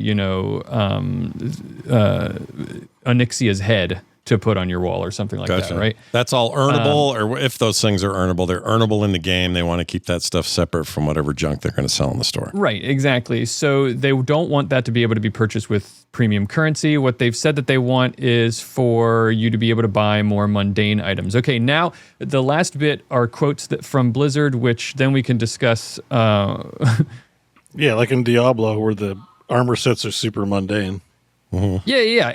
Well, right. Well, not like that's sarcasm. Sorry. No. Yeah, right. That stuff is on the store, so yeah, I'm pretty sure. I mean, this is a thing in all Blizzard games, so I can see being upset because it's now in World of Warcraft, but not shocking because it's not shocking. We have it in all Blizzard games. Yeah. Exactly. I think the question is how far are they going to take it, and that remains to be seen. We have lots of other games with evidence about that, like Diablo, that tell us how far they'll take it. But what they've said, so you might be wondering, why are they introducing this currency other than just making money if they claim that you're not going to be able to buy like these fancy items? They claim that it will provide appropriate financial protections for both parties. I don't know what that's supposed to mean, but that's what they claim. Both parties? We're the other party. How does it protect us financially? I don't get that. I don't know. Okay. I don't know. They also claim that it will, that it's going to, they're putting this currency in to help players to be able to buy multiple items at once. And they said, as an example, you may want to buy a full set of chairs to place around a dining table, and for multiple place settings for your invited guests, or even many candles to help decorate the room to complete a look. And using in-game currency can help make the process of obtaining many of these types of items, or these types of inexpensive items, more efficient. And to that, I say, what? Surely we can't buy all these chairs with regular money. No. Yeah. Like, are they supposed to, do they want me to believe that they sat around a table and thought, it's going to be really hard for people to buy like 10 chairs one after the other. Is there a solution that we can come up with to make that easier? I know. Let's introduce an in-game currency. It seems like we know better because, like in Valheim, I can just go God mode console and just spawn things in, right? Like, I mean, right. So they're gonna have a system whereby, I guess, through gameplay, you can earn furniture for your house, and a house can have tons of furniture. So there's lots of opportunities for lootables. Mm-hmm. But if you want it to go faster, you can pay. This is like the Warframe model, where it's like, constructing this item, this epic item is going to take you 3 days, but you can just pay money to have it now. Right. Yeah. I mean, other games do it. ESO does it. I don't know how John, how's it work in Final Fantasy? Final Fantasy has a bulk of items that are in the game. Majority are in the game. Some are sold on the store. Okay. So it's not like there's not precedent, some form of this out there with other games. The question is, how egregious, and why do we react to it differently when it's World of Warcraft? It's like we hold them to this other standard. One, it's got way more people. Yeah. It's being baked in the middle of the game as opposed to something that the game launched with. Mm-hmm. So I think there's a level of forgiveness if this is part of your model from the get-go versus, hey, we've been paying our subscription for years and we haven't had to deal with this sort of stuff, and now all of a sudden we have to deal with it at this point. And I think that Blizzard has a track record that I think they need to own. They do not have a great track record with this sort of stuff, whether that is charging on the average 3 times what the value of an item should be, in my opinion. Mm-hmm. Like they have a bad history when it comes to overcharging for their items, overvaluing their items, and I think anybody being skeptical of what that's going to look like for housing is completely fair and right to do so. Again, based historically on a reputation they cultivated. But it is one of those things where it's like, this is not different for the game. I actually think what Bo said with the idea that this is going to speed up getting items that you could already get in the game. I actually think that sounds worse. I would hope that's not the way it goes, because that sounds like, let's just finance the grind, which I think that's it'll be both. But I'm saying that from like if you look at Overwatch, they have their epic weapons you can get now. Yeah, and it takes a ridiculous amount of time to get them, but they're very cool. You can just pay to skip all that and just like complete the battle pass early, get the points. Is that what it is? A battle pass completion to get those? Yeah, basically you need like 90 mythic coins or something, like 80 maybe, and a season will award you like with I think 80 or 90, so you get a little bit left over. Yeah, but it's 90 levels of battle pass. So like I've done this before to get a gun, where I bought the battle pass. That's all I bought, and I played Overwatch a ton to get it, and then when it came time next season to get the next weapon, I'm just like, I can't play this much Overwatch again. Yeah. You know what I mean? Yeah. So then it's like, well, pay in Overwatch to get that special weapon. It's like $80 or $90 or something like that if you want to skip. So I assume these tricks and features will be a part of the housing. They'll be pay to skip business. There'll be exclusive seasonal stuff. There'll probably be trader's tender that you can change for some stuff. And there'll be earnable stuff associated with achievements, right? Like that, doing your ahead of the curve might give you like a special thing you can hang in the front of your house too. Like they're going to do it all. They're going to do all of it. Here's my biggest thing though. I feel like there was a lot of dishonesty with the Diablo 4 one, because what we were told was they said, yes, there are going to be these awesome skins and horses and stuff that you can get, or mounts rather, just not horses, mounts you can get in the store. But the really cool stuff is still in the game. That's the stuff you're going to want to earn right now. The reverse happened. The reverse 100% happened. There was never anything in the game nearly as cool as what they put in the store. Yeah. And like John said, they charge exorbitant amounts of money for it. That's the worry I have here, is that I love the idea of adventuring around and going, an end table popped. Sweet. I'm taking it home. I'm going to put it in my house. Just came off a goblin in the middle of this trash heap of monsters or whatever. Love that idea. Or here's a quest reward, or I got an achievement and it comes with furniture. That's exciting. That's progress. That's fun. That's video games. But if I look in the store and all the stuff in there is so much better than anything the world's going to offer me, like fool me once kind of thing is how I feel about it. I think probably you're going to find that it's just certain items. I don't think it'll be all items. Yeah. I think so too. And I think that everybody's concerns are in the community are founded. I think that Blizzard hasn't given us a reason to trust them in this regard yet. They've proven that the kinds of things that people are worried about are what they are willing to do. I think the only difference with me is that I'm not surprised, right? Yeah. Like this is what I always kind of assumed was going to happen. I always figured there'd be some way that they would try to monetize it, and so I'm just not surprised. But I understand people being disappointed. A lot of players just think, shouldn't my sub be enough? Like I buy the box and I pay the sub and just put used to be. Why is there $100 mount?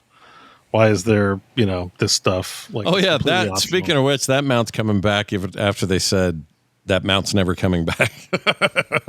So the big auction house lizard, right? Isn't that happening, Bobby? Or have I heard that wrong? So they've said that there's some talk that it's coming back. I think they may have said that it's something like it is coming back, but I bet it won't be the same thing. It'll just be a reskin, right? So that's how they can say, well, no, it didn't come back. This different $100 from the same people. What? Exactly. That sounds crazy. Right. All right. Yeah. Well, give us a lowdown on anything else happening that we should be thinking about. I know that's not the only major controversy that's been happening over the past 2 months. So the alpha has been going on, right? And what everybody's talking about, the community's going nuts and flipping out about the UI and add-on changes that are happening, particularly the add-on changes. Oh yeah, big stuff. Mm-hmm. Right. So now they're testing all that in the alpha, and they're very heavily involving add-on developers, as they should, because they're blocking off a lot of access to the API that add-on developers have had access to before. So if anybody is not following World of Warcraft and all this add-on thing. What's basically going on is that World of Warcraft, Blizzard has decided that the game is the game probably would have been better if they never had add-ons to begin with. It's like John is always saying. I think they're kind of realizing that as well. Yeah, and they kind of said it in the past too. They've been. Even early years, I remember in 2011 in an interview, they wouldn't let me play this one part. I can say it now because it's been so long. Yeah. But they said, I asked them that exact question, and they said something like, to the effect, I'm paraphrasing, but it was like, yeah, there are days we wish add-ons were never a thing. And then they were like, can you not include that in the thing? It's difficult to quantify, but like that might also be part of the recipe that makes them successful. Mm-hmm. Maybe. Like the fact that you have invested players making shit for your game means that it's sticky. Like stickiness is an important thing in the games business. If you're a person developing something that's an add-on that people really like, then you're not likely to go somewhere else, and you're likely to keep friends and people playing, and all that business like helps with its stickiness. Even if it's like a problem, it's also.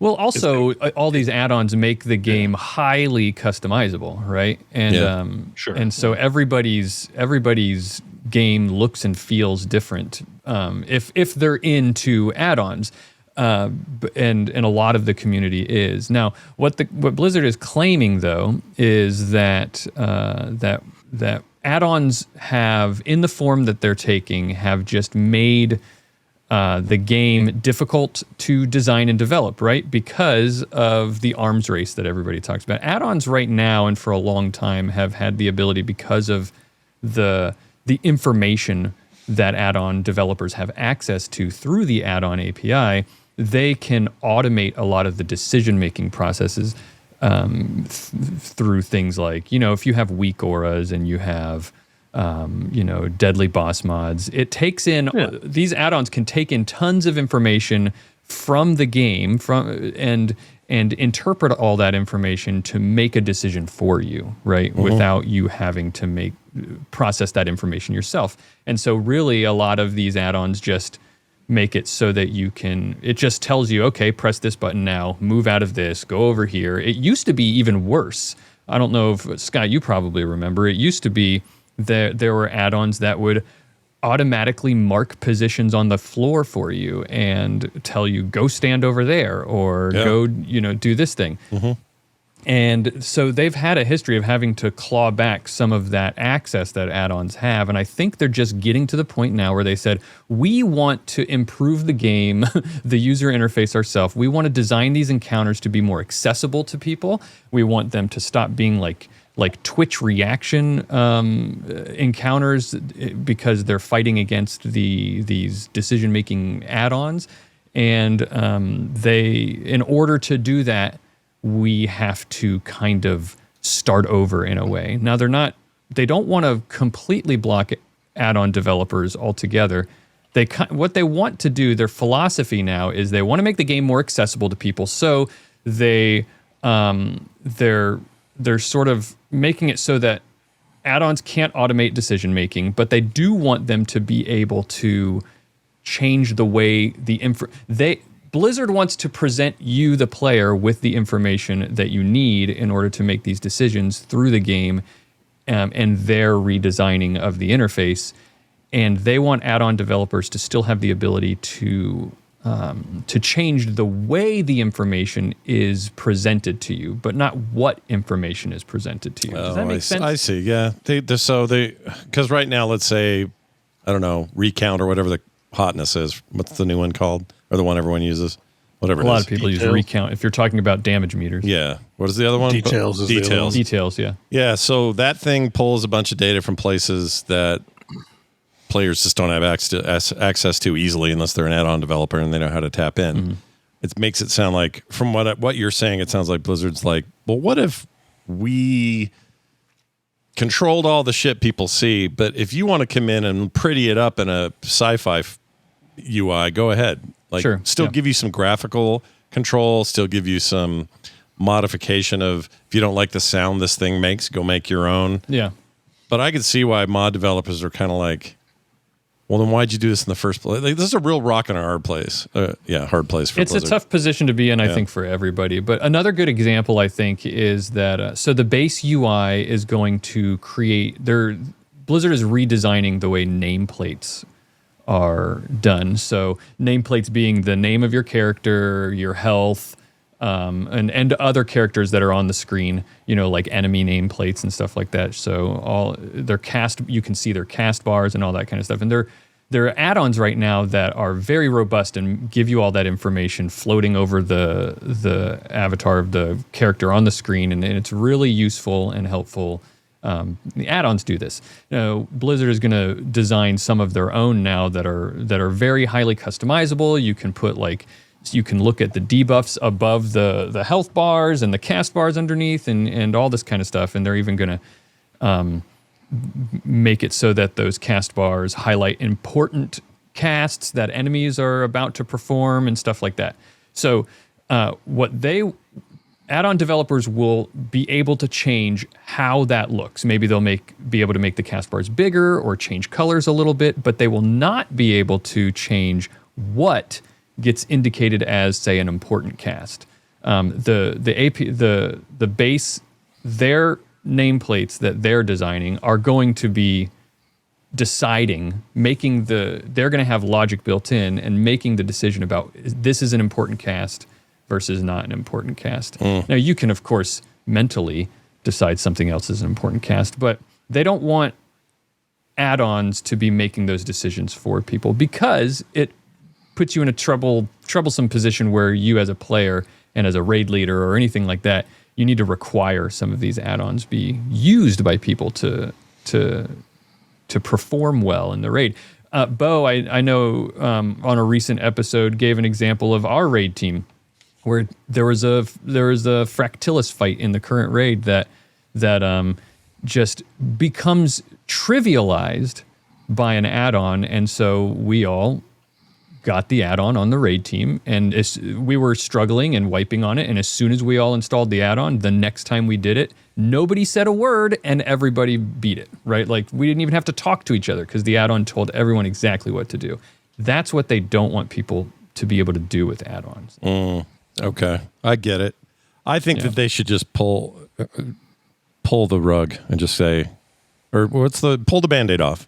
Just do this, because they clearly want to just go, we're taking it all back. We're going to control everything. So we shouldn't have done this in the first place. So just go ahead and do it. Like, don't dance around it. That's kind of what they're doing, but there's some concerns and legitimate concerns about accessibility and people who have a hard time seeing or hearing or anything like that. And there are add-ons that make it easier for people who are hard of hearing or vision impaired or something like that to be able to interface with the game more easily to make it so that they can play as well. And it's one thing for a game to say this is our design philosophy going in, and if unfortunately that excludes you, we're sorry that excludes you, versus, hey, here's a game you've been playing for years and years and years. You don't get to play it anymore. Yep. Sorry. It's very different feelings between those two things. Yeah, I agree with that. They say that they are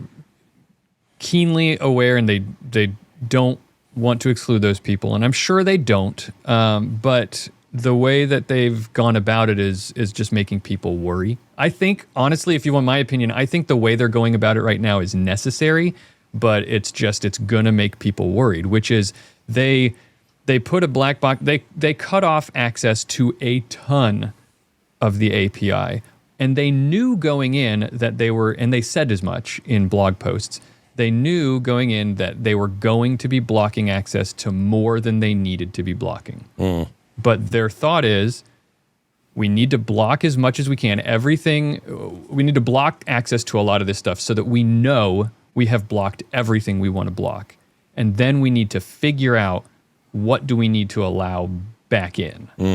I get it. So that people can have the game that they want and need in order to be able to play. Yeah, I think they have the attitude it probably is the right way to do it. You pull back as far as you can and then see what breaks, kind of. Yeah.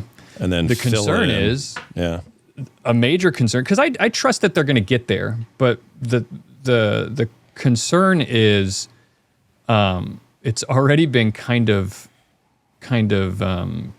suspected and presumed, because Blizzard hasn't announced the release date for Midnight, but a lot of people are expecting end of February, beginning of March. And that doesn't feel, and I have a couple of add-on developer friends who have been, on WoW add-on Discord's been communicating with Blizzard engineers and stuff like that. They're very concerned that time frame is too soon, that there will not be enough time for them to fix the things that need to be fixed. Now, to Blizzard's credit, I guess, they haven't announced that it's going to be releasing at that time, but these kind of predictions have historically been pretty close. They're coming from sources that are usually pretty close with these. I don't know what they base it on or what kind of Ouija boards they use to figure out when they think it's going to release, but historically they've been pretty close. But Blizzard, of course, doesn't tell us so that they can push it back if they need to. So maybe that's what they'll do. I don't know. Yeah, I have a feeling they might.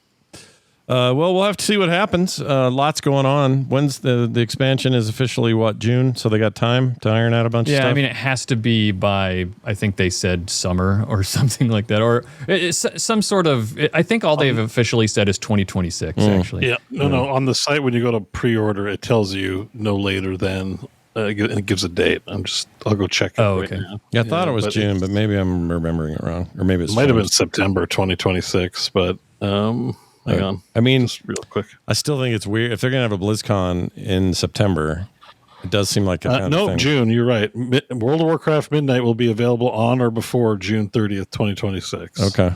Yeah. So you kind of have a soft date in that it won't be any later than June, according to the TOC, but... That's after Nerdtacular. That's good for all of us. For sure. Might actually help me a lot, the fact that it won't be out.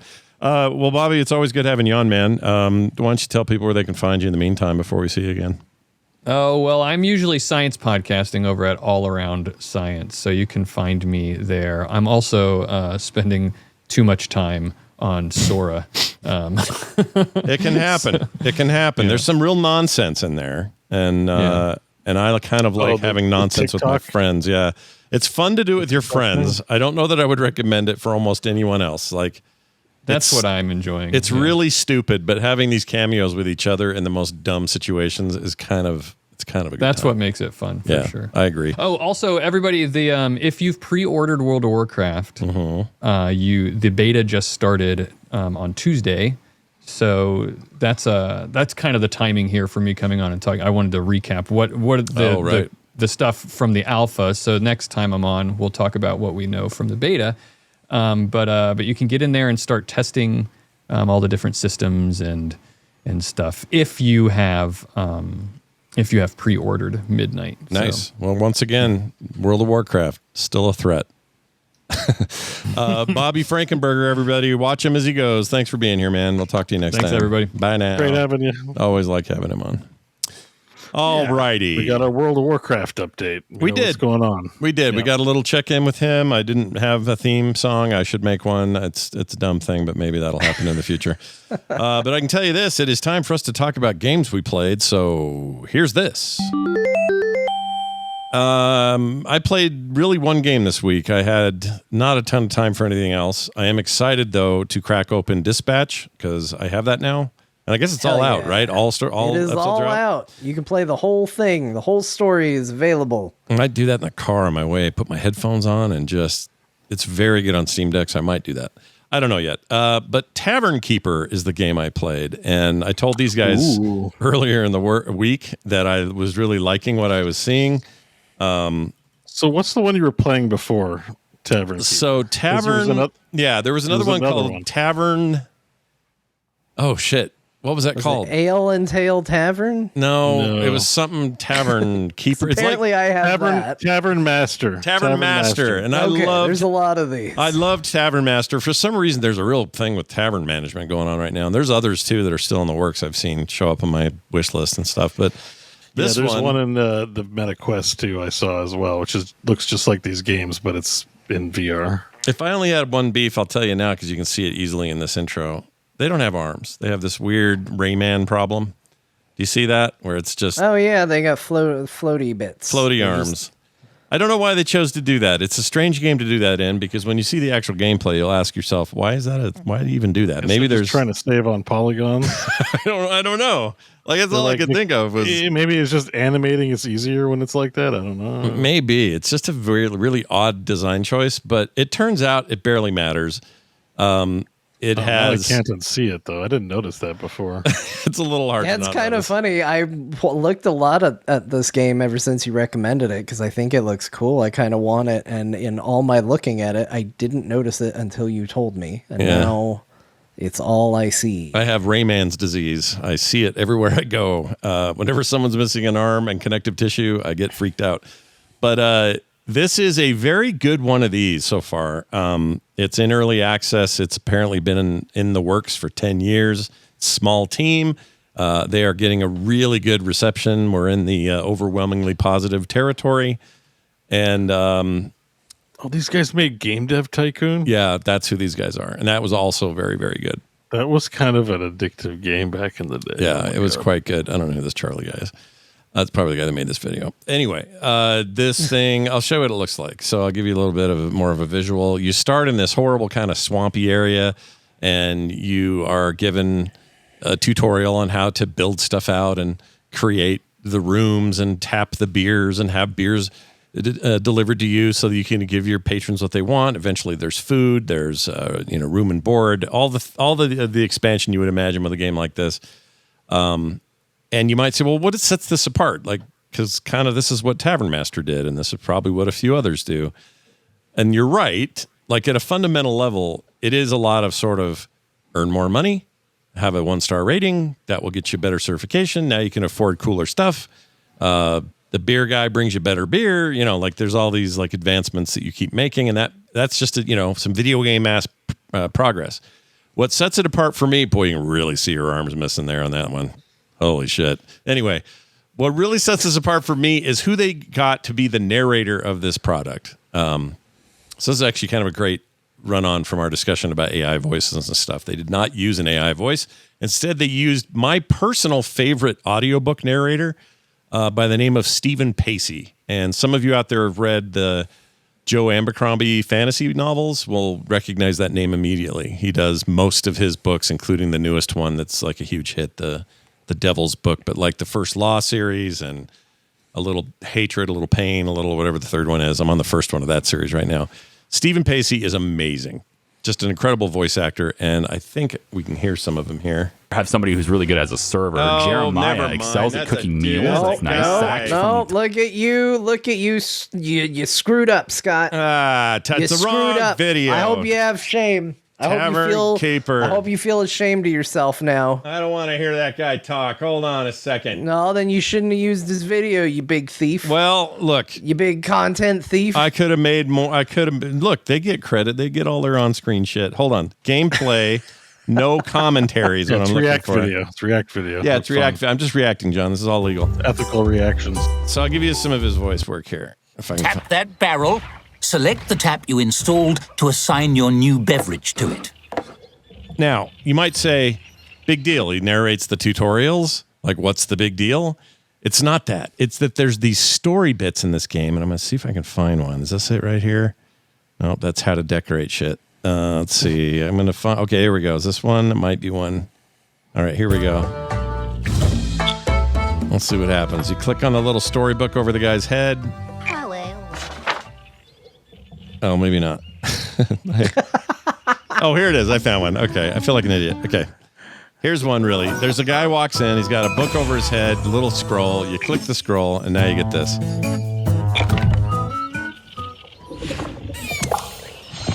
You hear a dry, rhythmic clatter approaching the front door of the tavern.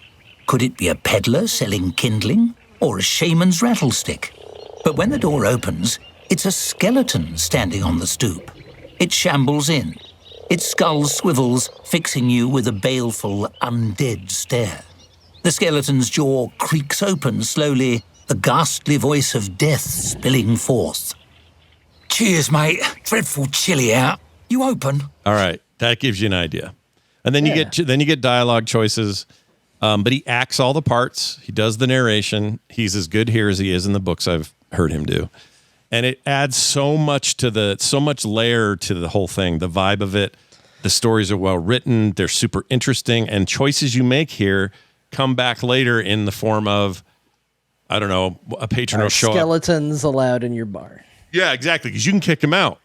Or when they come into you, we don't serve their kind. Yeah, we don't serve their kind. You're skeletons. They're going to have to wait outside. I don't like you either.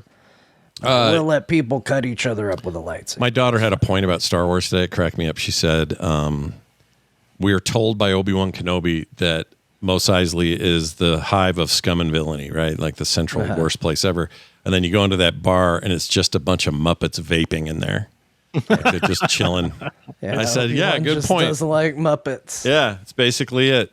And the one that does the most violent thing is Obi-Wan. He cuts the guy's arm off for a little argument. Yeah. What the hell? Yeah, well, he's an old guy. Sure. You probably saw it on whatever the equivalent of Fox News is on.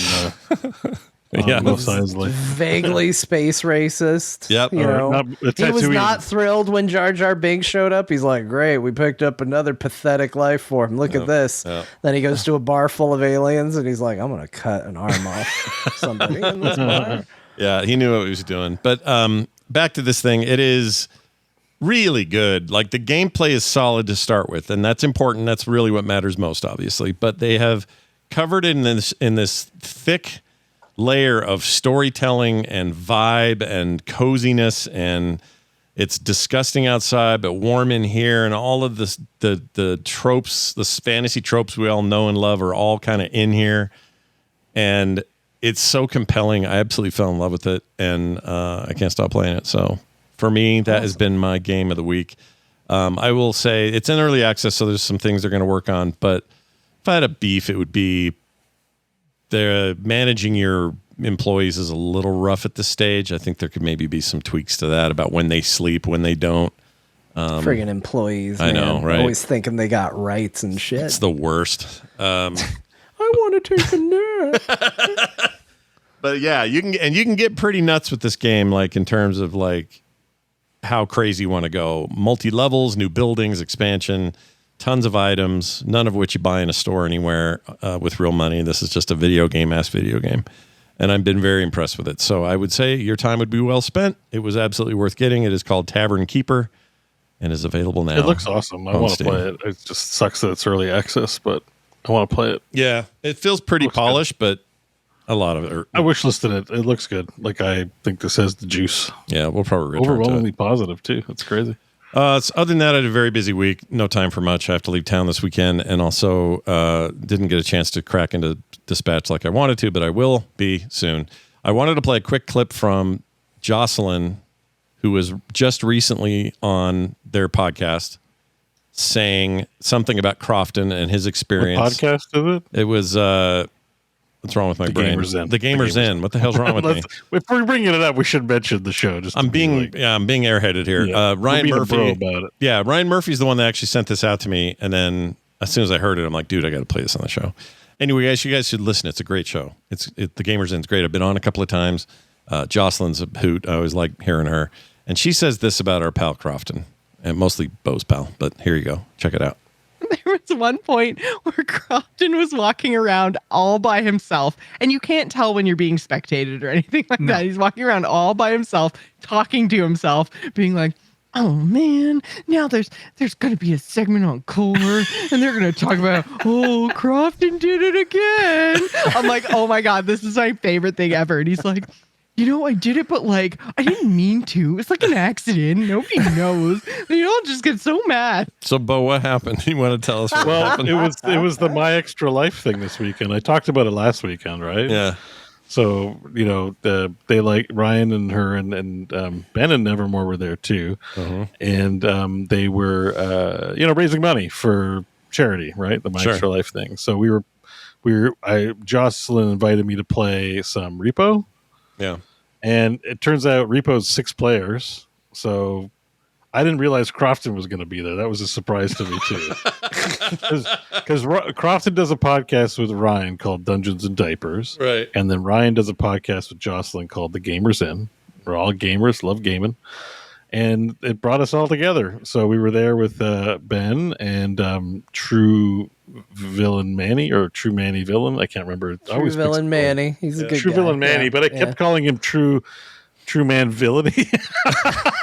And I was like, "Oh, I'm so sorry." I kept apologizing, but then I kept doing it anyways. So that's great. Yeah, Manny is great. He's a good guy. But no, he was arguably the best player on the team, probably. But and we were playing, and it's this. We've played Phasmophobia, right? Like we played Lethal Company. We know Repo is. Well, I'm going to talk about it in my section, but it's that kind of a game. Yeah. And when people die, you can ghost and spectate the other players. And Jocelyn, I guess, was spectating Krafton. Krafton was just causing a lot of problems in the match. And he was worried. I guess I didn't hear that. I wasn't dead, I guess, when he was saying that stuff. So it was fun to listen to that he was worried his shenanigans were going to get us a segment on core and it did. Yeah. Well, one of the things you can do in that game is just you can type to text and your robot goes, "Hello, I am a robot." Yeah. So every time Krafton would say something, I just say, "Shut up, Flashblade." I just kept saying, like every time he said something, I just tell him to shut up. And it just, the way it came off was really funny. That's great. Hey, that game good. It seems fun. This is what he did bad in the game. Okay. All right. It's an enclosed space with monsters that can kill you, and you're trying to avoid them and extract with the valuables.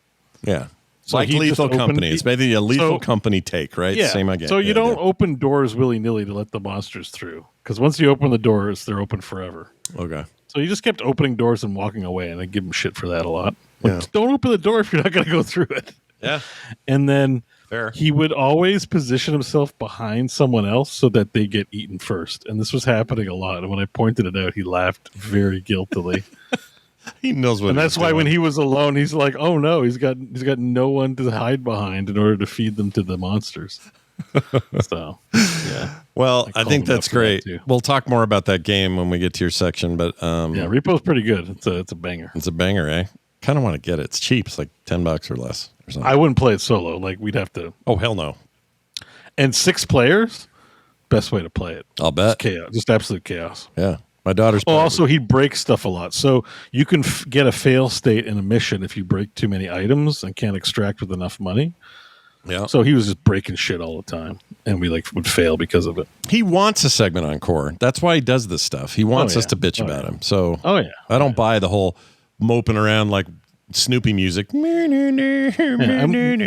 we need to get material for Ryan when they do their annual "How much shit has Krafton been talked about on Core" segment. So yeah, the year we're coming up. Add this to the pile, Ryan. Well, thank you, Ryan, for sending that to me. I appreciate it. John, let's swing it over to you and talk about the completion of the first season of Dispatch. We hope there's a second season. We don't know. I do hope there's a second season. The first season was extremely good.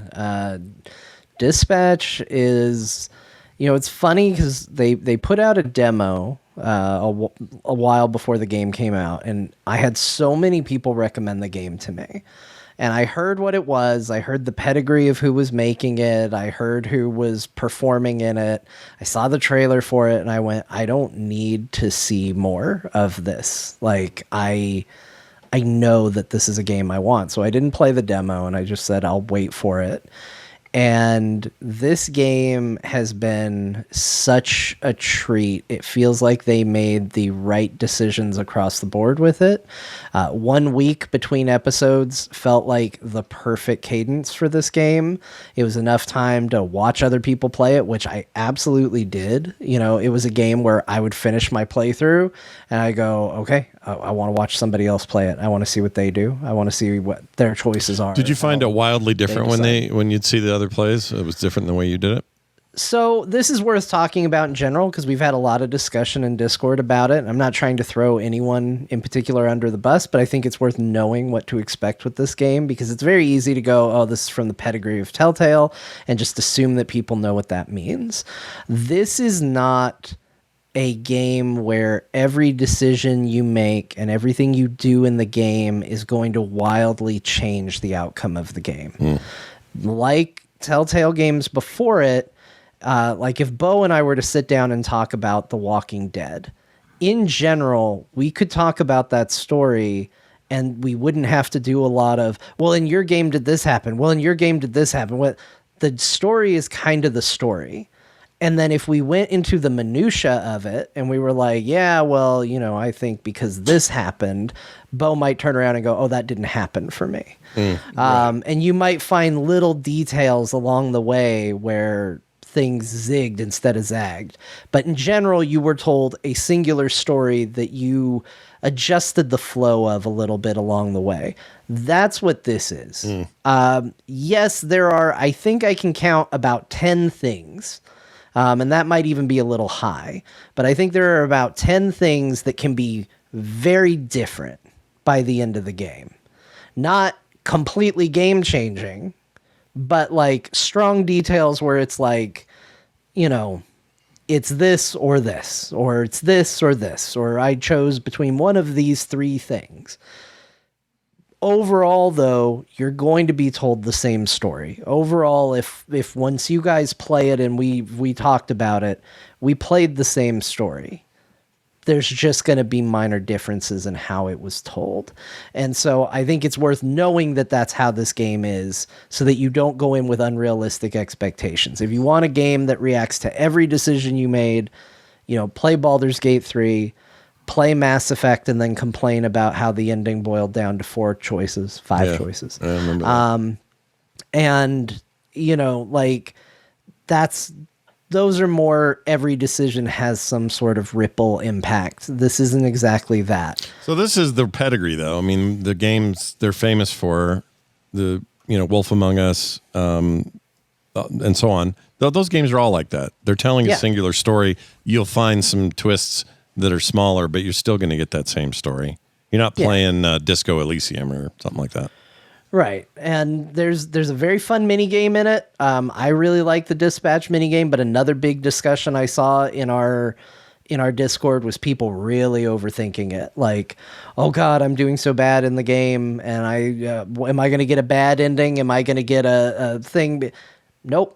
The mini game is, for the most part, completely irrelevant to the story. How you perform in the mini game. But for fun, some people, you say you like it. Yeah, I mean, for some people, they're like, I don't like that. I kind of liked it because it meant when I failed, I didn't feel compelled to start the game over again and be like, oh, I did poorly. I have to do better. So I kind of liked that was disconnected from it. Mm-hmm. I'm even seeing in chat, I just strongly disagree. I think the game would have been worse if the mini game fed into the overall narrative. It does sometimes, but when it does, it's very different. Like, it might change a line of dialogue. So I don't think this is first episode, no spoiler attached to it. They do give you a point where they tutorialize you on it. And if you do really well in the tutorial, at the end they go, wow, look, you're a natural. If you do really bad, they're like, I'm sure you'll pick it up. That's a difference. It doesn't change anything, but that's a difference, right? Mm-hmm. So I thought the minigame was really good. I thought it informed the story in a really good way. They kind of bleed together in a logical way that connects. Like, if they're trying to convince you the city's in bad shape, that minigame being real frantic and having to do a lot of things feeds into that narrative and vice versa, and they do some cool things to play with it. So I think overall all the pieces really worked for me. I really loved the story.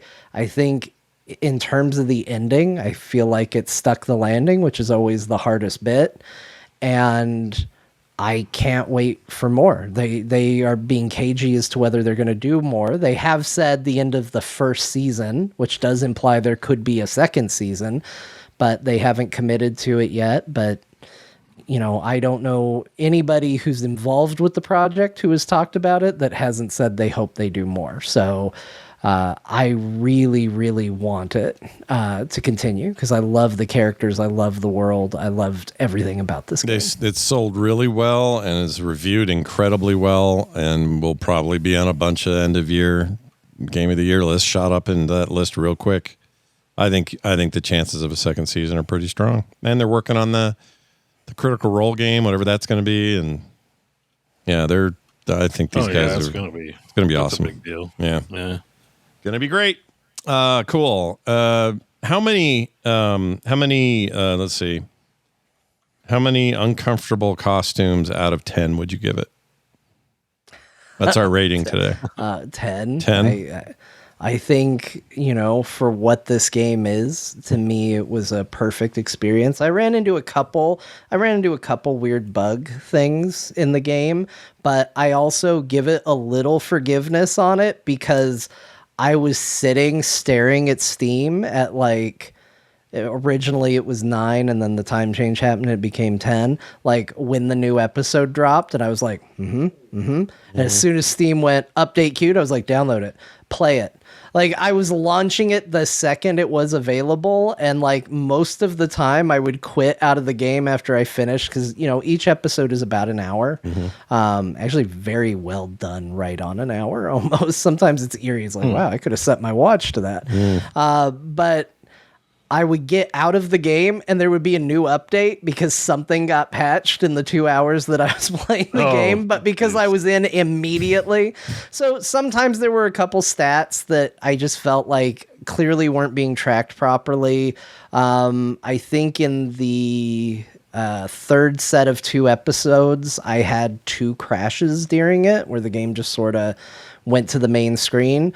It does autosave. Sometimes that results in watching a slightly longer cutscene again than you might have wanted to, but overall, nothing that made me go oh, I hate this game now. So I loved it. I thought it was, for what it wanted to be, I think they did a perfect job. Well, there you have it. The 10 out of 10. Jeez Louises.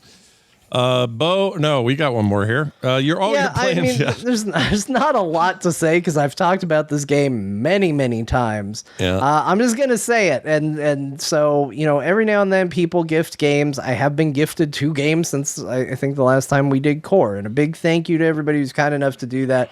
But I'm gonna put out a blanket statement right now and say, I'm on a bit of a video game holiday at the moment. Or right now I did play and finish Dispatch and I had a lot of fun with it. But right now, after false starts with Outer Worlds 2, after false starts with a bunch of other new games that I just felt more obligated to play than wanted to play, I just need a break, and I just need my video game time to be relaxing and the escapism that I look for sometimes. And so I've basically, beyond Dispatch, I've done nothing but play Cyberpunk 2077. Yeah. I don't blame you. Look, you made me want to play again. I want to play it again over anything, and I'm just waiting for an X-Pack for a good excuse, but yeah. I know. It totally could be me, right now. Yeah, I haven't really messed around with some of the new street stuff, the random mission things they added, the better driving model, all that. The auto driving sometimes works incredibly well and sometimes works so bad. Like real auto driving and the first time I decided to try their auto driving, I was like, oh yeah, they added this. I pressed the button, I was like, take me to my mission. And the car immediately veered into a barrier, crashed, and said, car is stuck, auto drive disabled. And shit. I was like, man, what an amazing future. Is it the same bald computer guy company that runs the taxis? Well, that's Delamain. Yeah, that's Delamain. Most cars just have auto drive now. Okay, you just turn it on and it just follows the line. But I figured they were gonna do something sometimes with being that. an open world game where random stuff happens, like Night City looks great. There's a lot of cool things about it. It is not devoid of open world jank, including I saw what, if I could have captured it, I feel like would have been the Cyberpunk equivalent of the "This is fine" meme, which was I heard a massive explosion, cars crashing and a massive explosion. I came around the corner and there were 3 cars piled up like a pyramid, all burning on fire, and a passenger sitting in one of the cars, and they said, well, this sucks. Or no, they said, I don't care. That's what it was. They really? said, I don't even care. Wow. And I was like, oh my gosh, this is literally like the "this is fine" meme. It's just this lady sitting in a burning car going, I don't even care. That's great. And I walked over to be like, what is she doing? She's just sitting there, and she burned to death. She just sat there, I don't even care, sitting in the car going, taking little ticks of damage, and then just went, It's like, what the hell just happened? This is wild. Nihilism, man. That's what it's all about in Cyberpunk and Night City. You know, cars still fall out of the sky every now and then. You're like, well, this is crazy. Someone will just be walking across a railing. And I think whenever you get that sort of unpredictable nature of an open world, like you tell a car, okay, navigate this. The car's like, I'm going to do my best, but shit's crazy. Hell of a comeback. I'm looking at scores. I just love that this game is now at overwhelmingly positive after being in the red negative back in 2020 when that had all their problems at launch. Just love when a game can crawl back, man. I mean, it's still one of the best looking video games, like, on the new computer and all that. It's just insane how good it looks. Yeah, it's crazy. And the fact that it loads in 5 seconds, I'm like, what is this world? I open up other games, modern games, I open up and it's like, we got to compile shaders for about 7 minutes before the game launches. Then we've got, a 30-second loading screen off an SSD for some reason. And then you get into it and it doesn't even look that great. And this game's like, all right, game's loaded.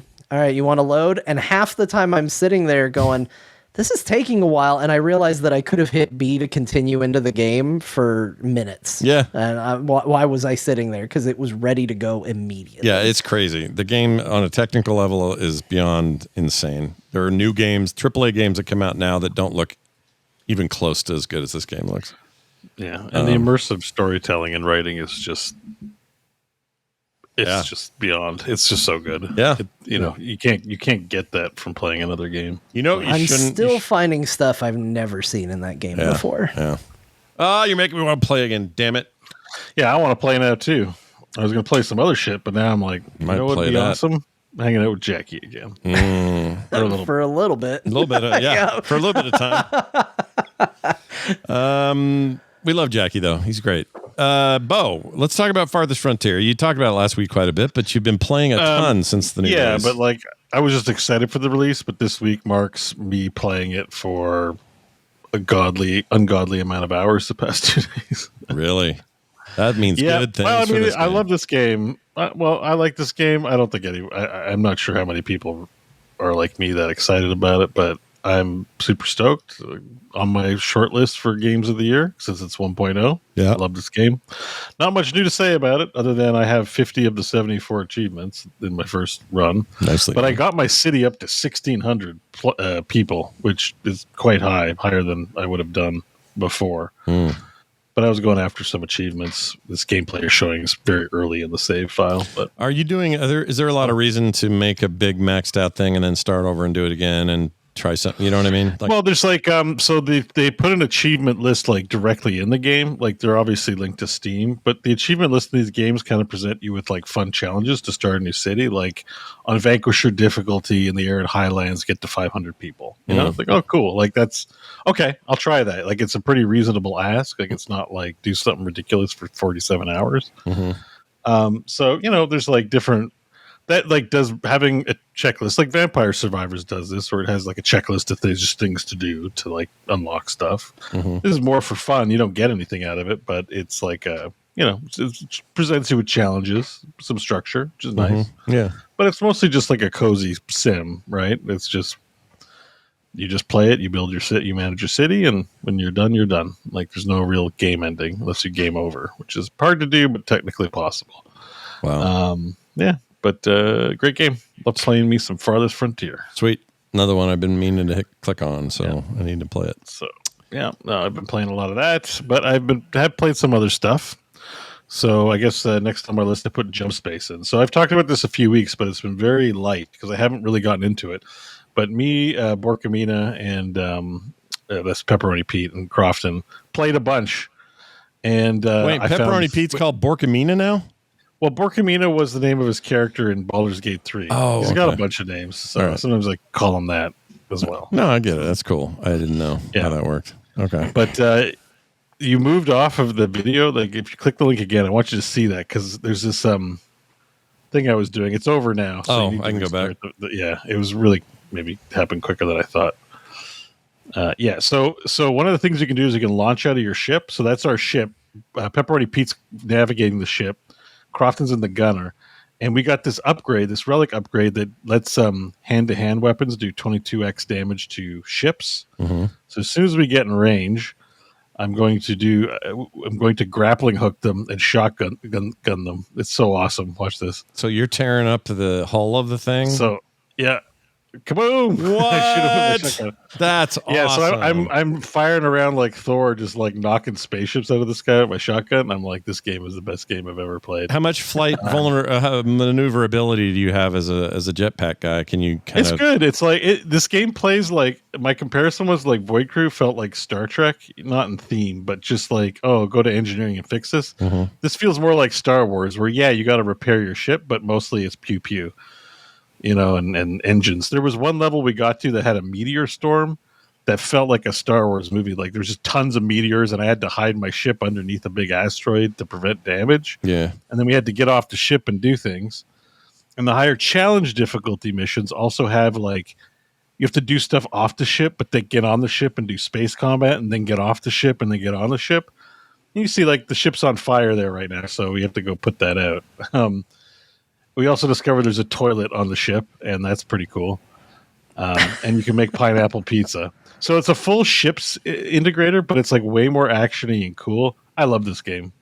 It's still in early access, so I know there's like more content to come. But like, I want them to make a lot of money, and I want them to develop this game a lot because this game, like, we should play this. Like, this game is a good time, and it's not overly complicated.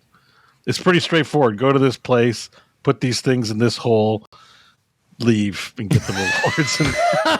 Yeah. Wow. Yeah, this is primal difficulty right there. Yeah. But you do fun things like shoot guns, and there's robots, and you fly the spaceship, and it's also graphically just nice to look at. I like the look. Yes, like Void Crew kind of had like more of an expanse feel, but I don't feel like they did a great job with it. But this one actually just looks like whoa, like I'm in this.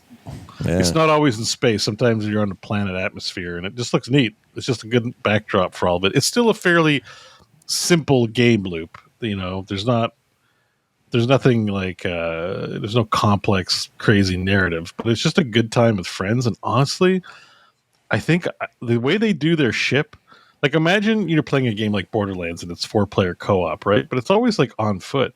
It's like the ship is such an interesting dynamic because we're upgrading the ship between missions. It's like our home, and we bring it everywhere with us and fly around. It just feels awesome. Like we have a full-on ship. So the more I play this game, the more I become a believer. I really I want to play it, and I'm like, I can't play it because I'm supposed to save it. I don't want to progress with the buddy group, right? Sure. Because we kind of have that pact. But like, I find myself wanting to play it because it's so freaking cool. Yeah, it seems rad. I might just finally grab it. It seems cheap too. It's only $24. It's multiplayer. Like if we could ever get together, play something. This game isn't hard to play. It isn't complicated to play. It's just a shooter. But you put out the fires. You put the items in the hard points, like guns and stuff. Like it has rail guns, and there's materia. So Final Fantasy stuff, John, you'd be into that. That's how we get John going. No, it's a good game. I like this game quite a bit. So if you got friends to play with, this is out of all the games that I've been playing multiplayer recently, like this one just really appeals to me. This one has pretty good reviews too. Yeah, it's good. I think it's just like a content thing. Like I think the content's right now is still pretty repetitive because we're in 1.0 and we're in early access, and so there's a roadmap to get to 1.0. But the devs, I've been watching their dev streams. They've been active and doing community chats and stuff like that. So they seem to be really into their game. That's awesome.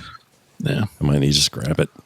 I'll play with you guys. I'll play with Pepperoni Pete or whatever. All right, join us. Yeah, because Mike might not be into this. Because he's like, we already have a space game. Does he need? It's hard to get him to change. He just doesn't. He's not that into games that he always wants to play a new one, right? So if we have a space game, we like. Why would we play a new one? Does he need a blanket and slippers and his pipe at night and all that? Like, come on. No, he's just yeah. I don't think he was vibing that much with Void Crew to begin with. Oh. But I don't know. I really like this game. I mean, I think I'll try some more arm twisting. I'm going to see him IRL, I think, this weekend, and I'll see if I can't twist his arm a little more. I just really like this one, not the other one. Yeah. No, I get you. But whatever. If there's a spot empty, you can join. I don't know if we can do. We might be able to do more than 4 players. This could be more than 4. Yeah, there might be a mod for it, like there is for Lethal Company, and some of those get mods where it's like, put an extra 2 people in there. I feel like the mod, it might be a little too early for mods because the game's just been out like a month, but maybe. I don't know. There's some neat stuff going on in these visuals. Kind of into it. Yeah, no, the game is fantastic. All right. Let's jump space. So let's talk about Repo. We already talked about it a bit, but in case you want to know what the game Repo is, it's basically Lethal Company.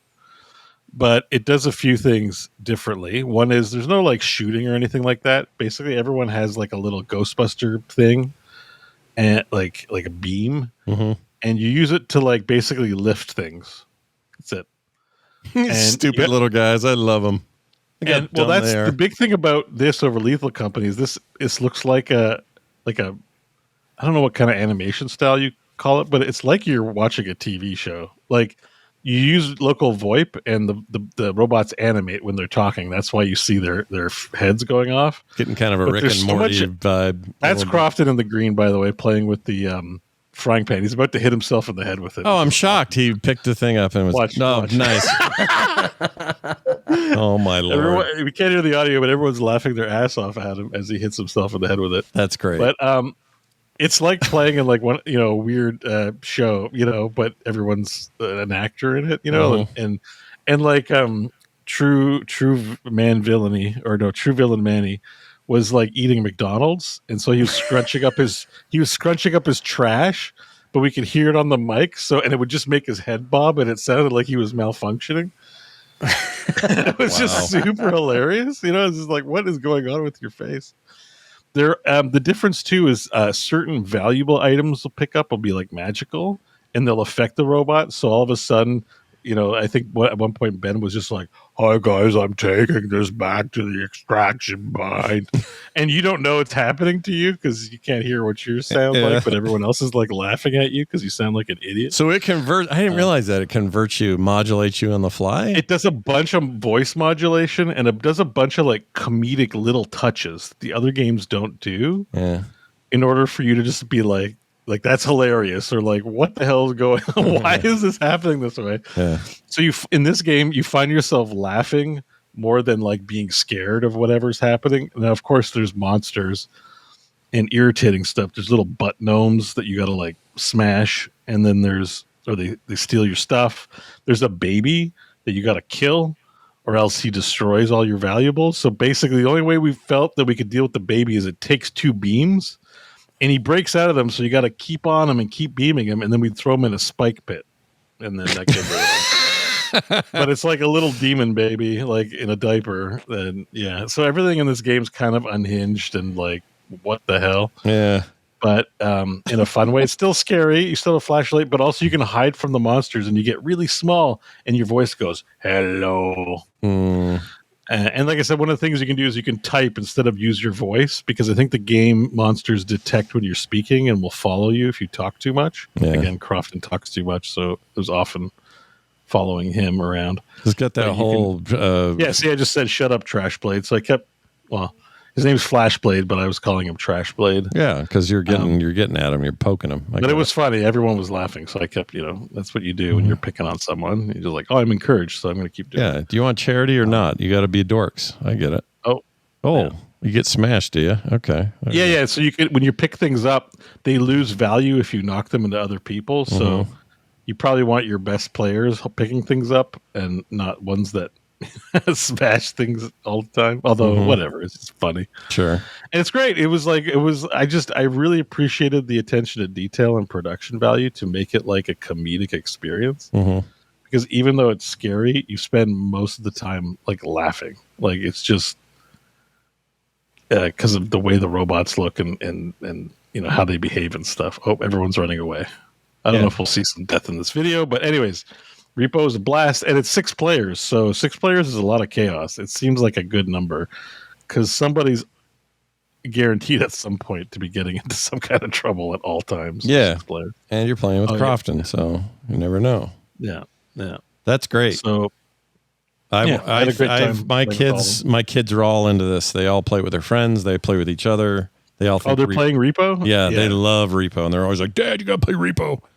I'm like, maybe I will. You should. You absolutely should. It is hilarious. You're gonna like laugh at like watching the robot faces that talk and say unhinged things and stuff like that. It's so good. I'm excited to check it out. I'll just grab it. It's like $7 or something. $10. Yeah, it's one of those inexpensive meme games. But Repo's yeah, it's like my favorite one of this style. Like if you were like, should we play Phasmophobia, Lethal Company, or Repo? I'd be like, let's play Repo. Really? That's the one. Okay, that's high praise. Yeah, I think I'll take you seriously there. Yeah, okay, the best one. Excellent. All right, so that's Repo, and that was with a bunch of people. So we got 2 more items on the games list, and I'm dreading this one, but let's get it out of the way. I played the Arc Raiders again, everyone. I played some more Arc Raiders. Yeah. How'd that go? And now everybody's cheering. Woo! But it won't last long. I really don't want to speak too critically about this game because right now it's like a very popular game and everyone loves it. And you know, seeing people just it's flattering to be like, oh, I hope Bo plays it, and I hope I can't wait to hear what he has to say. Because you like a game. I get it. I've been on the other side. I was a listener of the final score when Scott, Brian, and Nicole were doing it. Yep. And they never talk about PlanetSide 2. It's true. But I didn't hold that against them. I still listen to the show. But I was like, man, why is no one on that show playing PlanetSide 2? But anyway. All that to say, this game is like everyone's playing it. It's the most important thing. But it is it just really gets under my skin. So this video you're showing right now, I just get into the level and some noob shot me. So now I got to fight him. I don't even know what's going on in this game. Literally, every time I get into a map, someone's like taking pot shots at me. And so I'm like, I'll just play Battlefield 6. Like, what's the point of this dumb game? Except like my guy controls bad. He makes a ton of noise. And people just shoot me the second I get into a map, so I can't even experience the game. And I'm like, I get that it's an extraction shooter, but why does the game always spawn me like 2 meters away from another player all the time? Not that they're all bad. I've had a few players be like, hey, friendly, and I think there's even players like, apparently I saw a stat there's like 20% of players have never killed another player, but they've certainly been killed, and so I find I can't get in, explore the level, and enjoy it dealing with the robots and then dealing with some pisshead who just walks around the corner and rattles me off with his gun for no reason. Yeah. So I personally, I'm just like, this is like a waste of like, the game's not giving me a real sense of purpose in terms of like, why would I go and go out and extract, get a couple of bolts and some like used tissue paper. Like why that's something I would want to do. It's just, that's what you do. And so I go out and do it, and then I immediately get irritated. It's not even by the game. It's just how like players who behave that way irritate you, right? Like, when you play like World of Warcraft in the early days and you're in Duratar and you see a copper node, it's clearly yours. You found it. You're right near it. But some orc runs up and taps the node too. And just, you're like, this is my full node. But nope, he's going to take a piece of your node as well. And you just get mad because you're like, you're a disgusting player, like, ugh. You're a jerk poo. There's rules. There's unwritten rules of politeness in the world, but that person's like, no. And like, it's basically that's this game where it's just like, some people just like will just shoot you immediately for no reason. I've got Kleenex. You killed me for Kleenex. Yeah. Like, cool. So I get irritated that the players like that play that dumb, and I just don't want to participate in it. That's kind of what it is. I'm not saying it's a bad game. It's actually, I think it's a well-wrought game, I feel, but I just can't get into it. because I'm just spending most of my time mad. Maybe if I was playing with some other people, it might change things, but I go in solo and I'm just like, I'm irritated every time I play. Yeah, that's like, you don't have the audio playing right now, but I'm bitching here. Oh, are you? Let's play it. Let's hear a little Bo bitch. Here we go. I think I'm bitching. Yeah. Running. Or I'm saying nothing. Well, you never know. Let's see. I mean, at least you're there. It could have just been your chair. I think I bitched already because I killed the person who shot me that time. All right. So this is a proper extraction shooter, right? Like you're getting shit. Yeah, it's extraction, and I'm sort of coming to the realization that like maybe I don't like the genre that much. Like I don't find it that compelling because it's not. Or this is what I sort of got from my experience playing it: is that the extraction shooter genre, the shooter part of that is like very misleading. Mm-hmm. Like Battlefield 6 is a shooter. I jump in, stuff's blowing up all around me. I kill things. I get killed. That's what I'm doing. This is more like survival horror. Yeah. But with other players. Yeah. And, I'm not a big survival horror guy. You guys play all the Resident Evils. I could care less. I don't touch it's not like I at don't. All. Yeah. I like Dead Space because of the aesthetic and the setting. And that game kind of does get action-y anyways. But, like, mostly I don't play it. And so, because this game, you need to, like, your footsteps make noise. And other players can hear it. And I guess they're going to come and shoot you. So I need to be quiet and sneak around, and that's tension. And I get that that's good gameplay, but I don't think I have the patience for that genre ultimately, because I'm just like, for a little while, I'm like running around and wanting to shoot people. Well, I realize I'm making a ton of noise. The AI is coming after me, and people just, eventually someone's going to take a shot at me, and I'm going to get irritated. So then I got to play quiet, and then so the whole game's a snail's pace. And I'm like looking around the corner and waiting, and it's so boring. So, I'm just having a hard time finding the fun with it. I get it. So, yeah, there you go. Yeah. That's it. Sorry. So I hope you enjoy your game, but you can't force a good time, I'm telling you. Yeah, I mean, I hope you enjoy your game. I'm just not finding the fun with it. So I don't expect I'll be talking about the game again. So I apologize to all the big fans out there. I know it's a very popular game right now. But well, here's some exciting news. Vampire Survivors VR happened. Can you please tell me you're going to play this? Please say you're going to play it. I played it already. That's why it's on my playlist. Oh, shit. Played it before the show. I don't have any gameplay to show you of it. But I was like, I got to see this. And I thought it was going to be cheap. It was actually $14, which is still pretty cheap. Oh, but man. Yeah. I mean, VR is, is this how you play? It's like a little table? I did it for the show. So the way you play it is, it's like an immersive tabletop and everything looks 3D on the tabletop. Yeah. It's like if you're playing a board game that gives you epilepsy. So everything's in 3D. It looks like little 2D, stand-up cardboard cutouts almost. Yeah. And it all animates. There's even when the enemies get killed, there's more than 2 frames of animation. But regardless, it's the same game. It's literally the same game. And it's not unenjoyable. I played the original, so I was playing it. That's why I was a little bit late starting the pre-shows, because I was playing it up to the minute. I'm like, I guess I got to quit out of my game. I was having a really good run, but I stopped. And I don't know. It's fun. There's little added doodads with, like, if you look up, there's like an environment and it'll show you monsters that are like the most important monster to kill. I think there's some logic to it around you. Yeah. And I don't know. I liked it. I'm like, I'm on board with Vampire Survivors. Now that there's a VR version, I think all developers should be making VR versions of their games. And I don't want to hear their shit about how it's too hard. Because, look, Parental did it, and it took them a long time to make that game. Many, many weekends were spent playing Vampire Survivors, and many more weekends were spent putting that on my Meta Quest. And I think more game developers should be doing that. So I like that it's called Vampire Survivors, but it's in VR. Like, that's literally how they advertised it in the clip that you were showing. Like, it's the title. There's literally no feature or hook that's like, here's the thing you'll be doing this different. It's like, it's the same shit. Like, they could have called it Vampire Survivors VR, but it's called Vampire Survivors, but it's in VR. Yeah, there you go. I love it. It's so good. What an odd thing. I approve, and I give compliments to this Vampire Survivors game. I I have such mad respect that they put this on VR that, I want to repair that relationship. Vampire Survivors is the best of these games, and it's a great genre. And it's okay that we don't have to use the other buttons after all. No, it is okay, isn't it? In this view, I mean, I'll admit this. When I've played some VR stuff that incorporates like pixely graphics, but does it with like depth of field because you're in VR and things seem like they have dimension. That's a really cool effect. Like it's a rad way so there is a really cool game like that I've played, but it was in early access, so I waited and I still haven't got back to it. It's called Ancient Dungeon VR. You should grab a little look of what that game's like, because Ancient Dungeon VR is like cool, and it's all like Minecraft. You're like in a 3D Minecraft world, but you're in it. Dungeon VR. Here we go. I liked it. Yeah.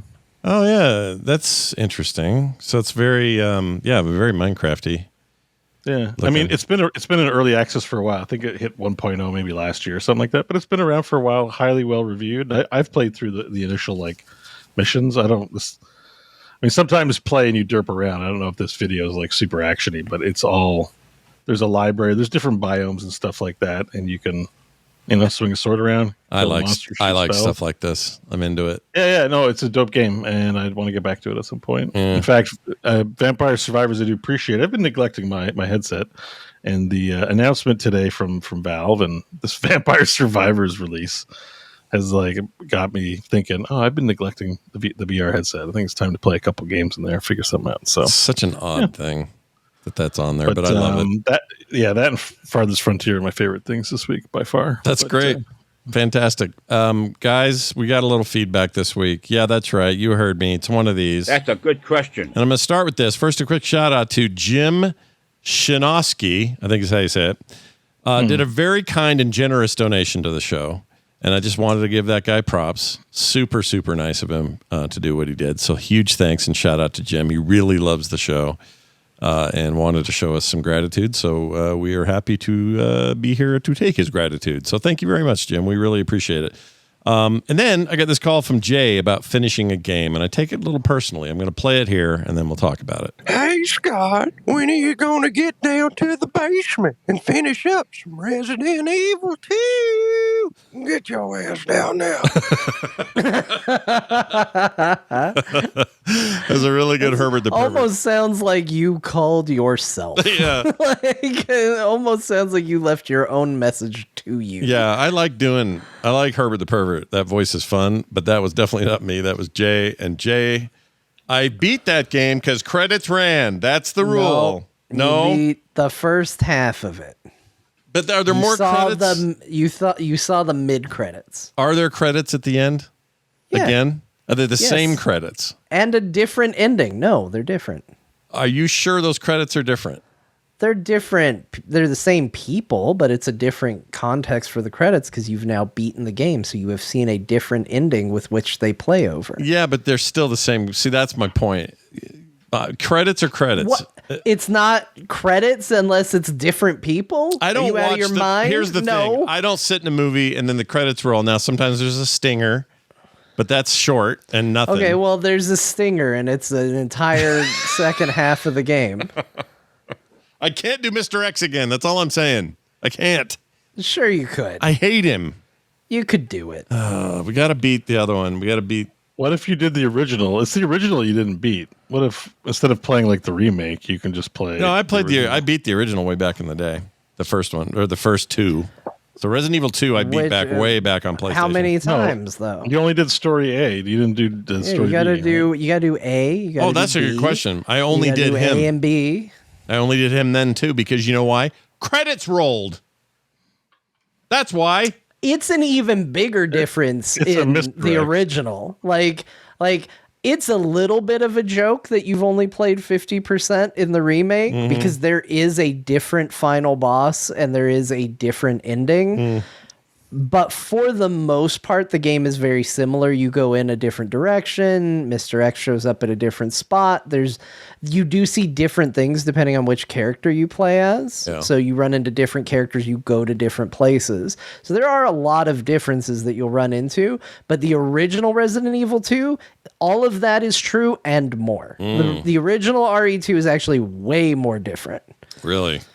Yeah. In fact, you even... in the original RE2, there are even items that you take, and whatever you took is not there for the second playthrough. So you have to decide what you want to leave your future self. Oh my gosh, dude! Like it's deep.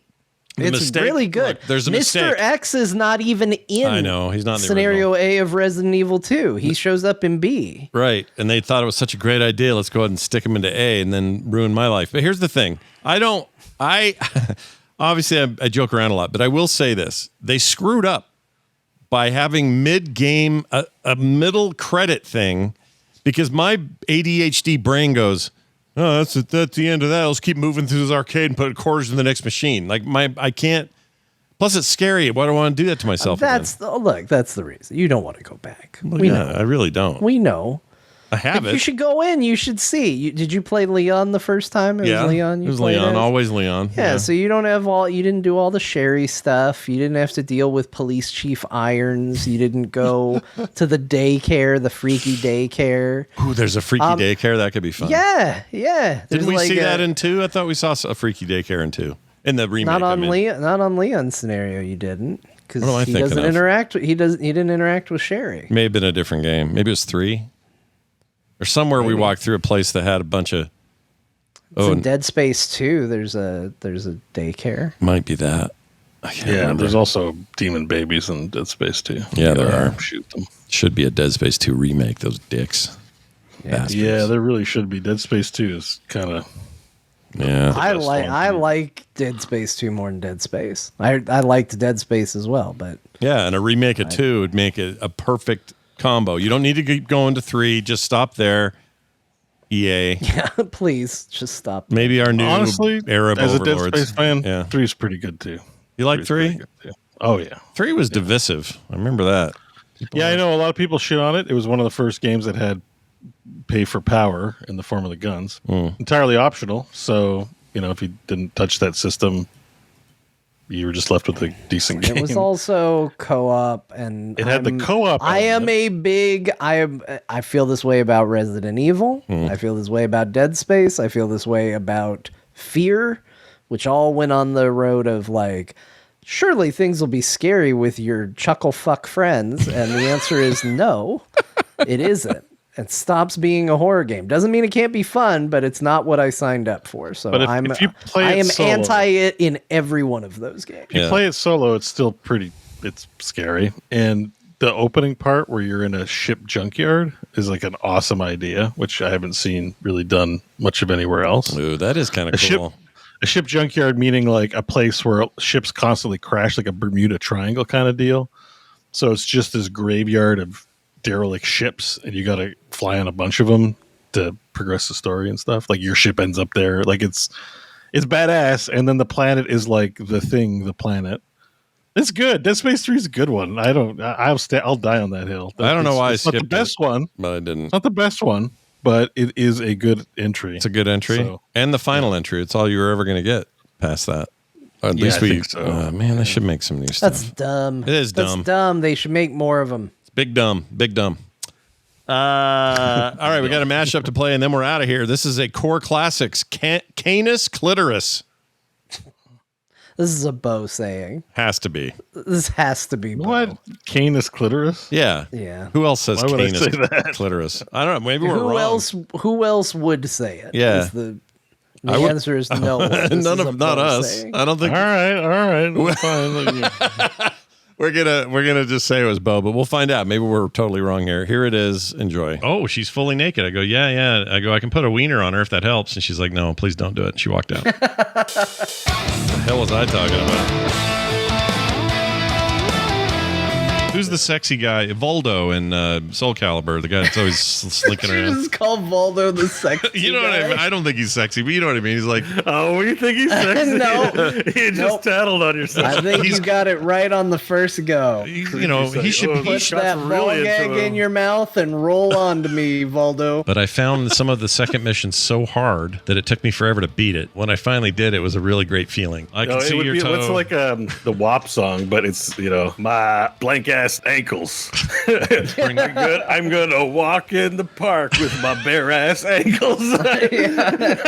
I'm gonna put some shoes on these bare ass ankles. That's whip right. it out and put it on my bare ass ankle. Oh, maybe that's My bare ass ankles bring the boys to the yard. See, it all makes sense. bare ass ankles is I guess. So it just blows when you have a good device that has like no storage. Did you say it blows you? Is that what you said? Wait, hold on. What? Tell me. Can you send me an Amazon link? Oh, it blows for you. Or wait. It just blows. It sucks. It just blows me. I never blew a bunch of money at a strip club because I always found it too expensive. I've never been to a strip club. Well, John, same. You and I, I've never been to one. I've been to Vegas a million times, never been to a strip club. Just never caught a stray titty or anything like that? No, I mean, well. No, it's just like walking down the street. Oh, God, out of nowhere. Oh, like straight. Well, you know what I mean? Like sometimes I have people want me to go all the time, but I would always go, I'm good. I'm going to go to the arcade or something. I Like that. always had other things to do. you guys are great role models. I grew up with different kinds of role models. But only for 10 Now, minutes. From Software was making a VR game. You would see my ween from outer space. The whole house would lift off the ground. Let's try this. Bolognese. Oh, wait, here's the guy. Vagina. Okay, oh, that's the lady. And then here's the Spanish. Vagina. Oh, vagina. That's too complicated. How does this Vagina. get done? Yeah, vagina. Vagina. Yeah, I like that. Vagina. Do you know the Vagina. phonetic spelling of vagina is VUH-JAY-NUH? That's My great. bare ass bahina. Walking down the street with my bare ass bahina. They've codenamed it Canis Majoris. Ugh. Really? What did you call it? Canis clitoris? Or no, it's a Not Canis Clitoris. It's a. Why can't I think of the word? I don't know. Constellation. Oh, okay. It's a star. If you say it again, what is it? Canis clitoris? Majoris, not clitoris. Yeah, Majoris is definitely because there's the labia majora, Latin or Greek or something like that. Because right? you got the labia majora. It's like the big. I'm really sorry, ladies, but it's it's a thing. It's a deal. Hey, it's a body part. It's Yeah. I'd way take that over a scrotum. Come on, you guys got the better end of that deal. I don't remember any of that. No, gosh, no. None of it. Was that even us? Yeah, but it was you that said the thing. We were right. Yeah. I misheard you saying Canis Majoris. Yeah. No, it's well, I guess I did say that wrong. That's how it's spelled in his file. So I'm pronouncing it the way his file says it. But yeah. Whose file? I don't know what it's about. Jamie. When he sends me the mashups. Oh, yeah. Yeah, he's got Canis Majoris. Clitoris. Oh shit! Sorry. Put that in there earlier today.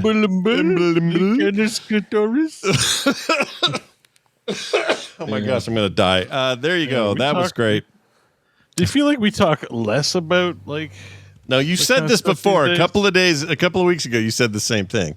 You think we say it less, but we said some stuff at the top of today's show that is going to bite us in the ass. Probably the show's just longer, so that Yeah, you forgot. Balls per hour is like lessened. The BPM, yeah.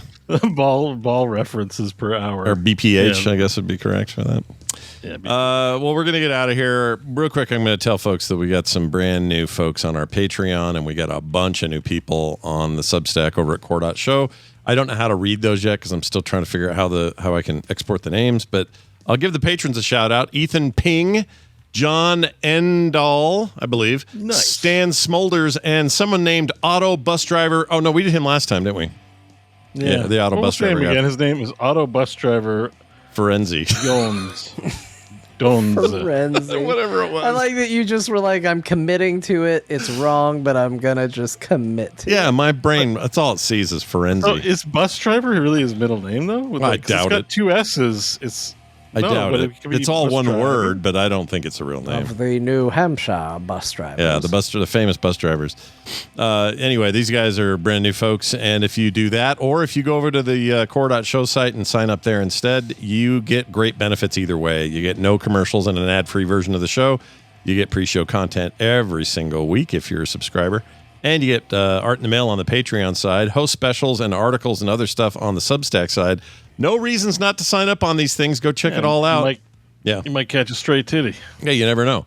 Core.show will give you the info. And, of course, patreon.com/core show. Either will take care of you. And don't forget our new email address, as dumb as it is, I freaking love it. It's show@core.show. So if you want to send us your messages, core.show. Show@core.show. And it's not core@core.show. It's not show@core.show.com. No, there's no .com. It is show.core.show. Core@show.core. It will never not amaze me how we can take the simplest thing and within seconds overcomplicate it to a completely ununderstandable level. Yeah, it's pretty bad. core@show.core. No. Show. No. At core. God damn it, no.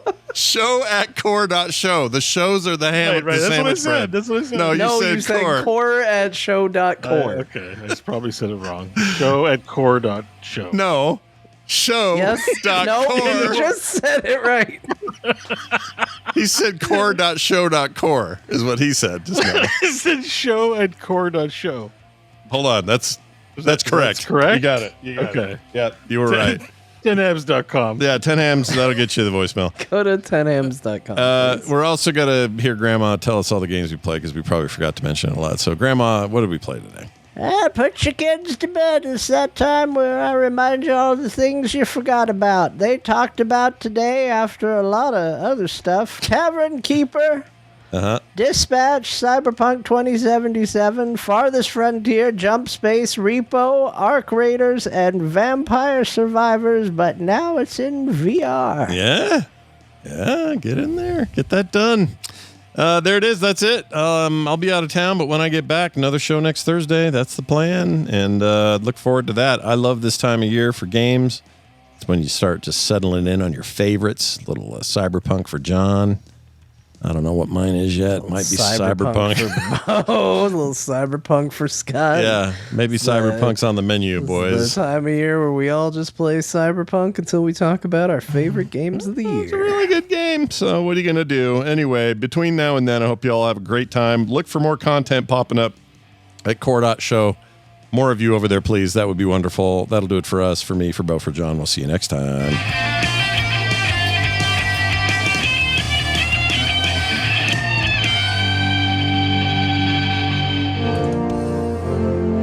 This show is part of the Frog Pants Network. Yes. Get more at frogpants.com. Don't let looks deceive you. I have already lived several hundred years.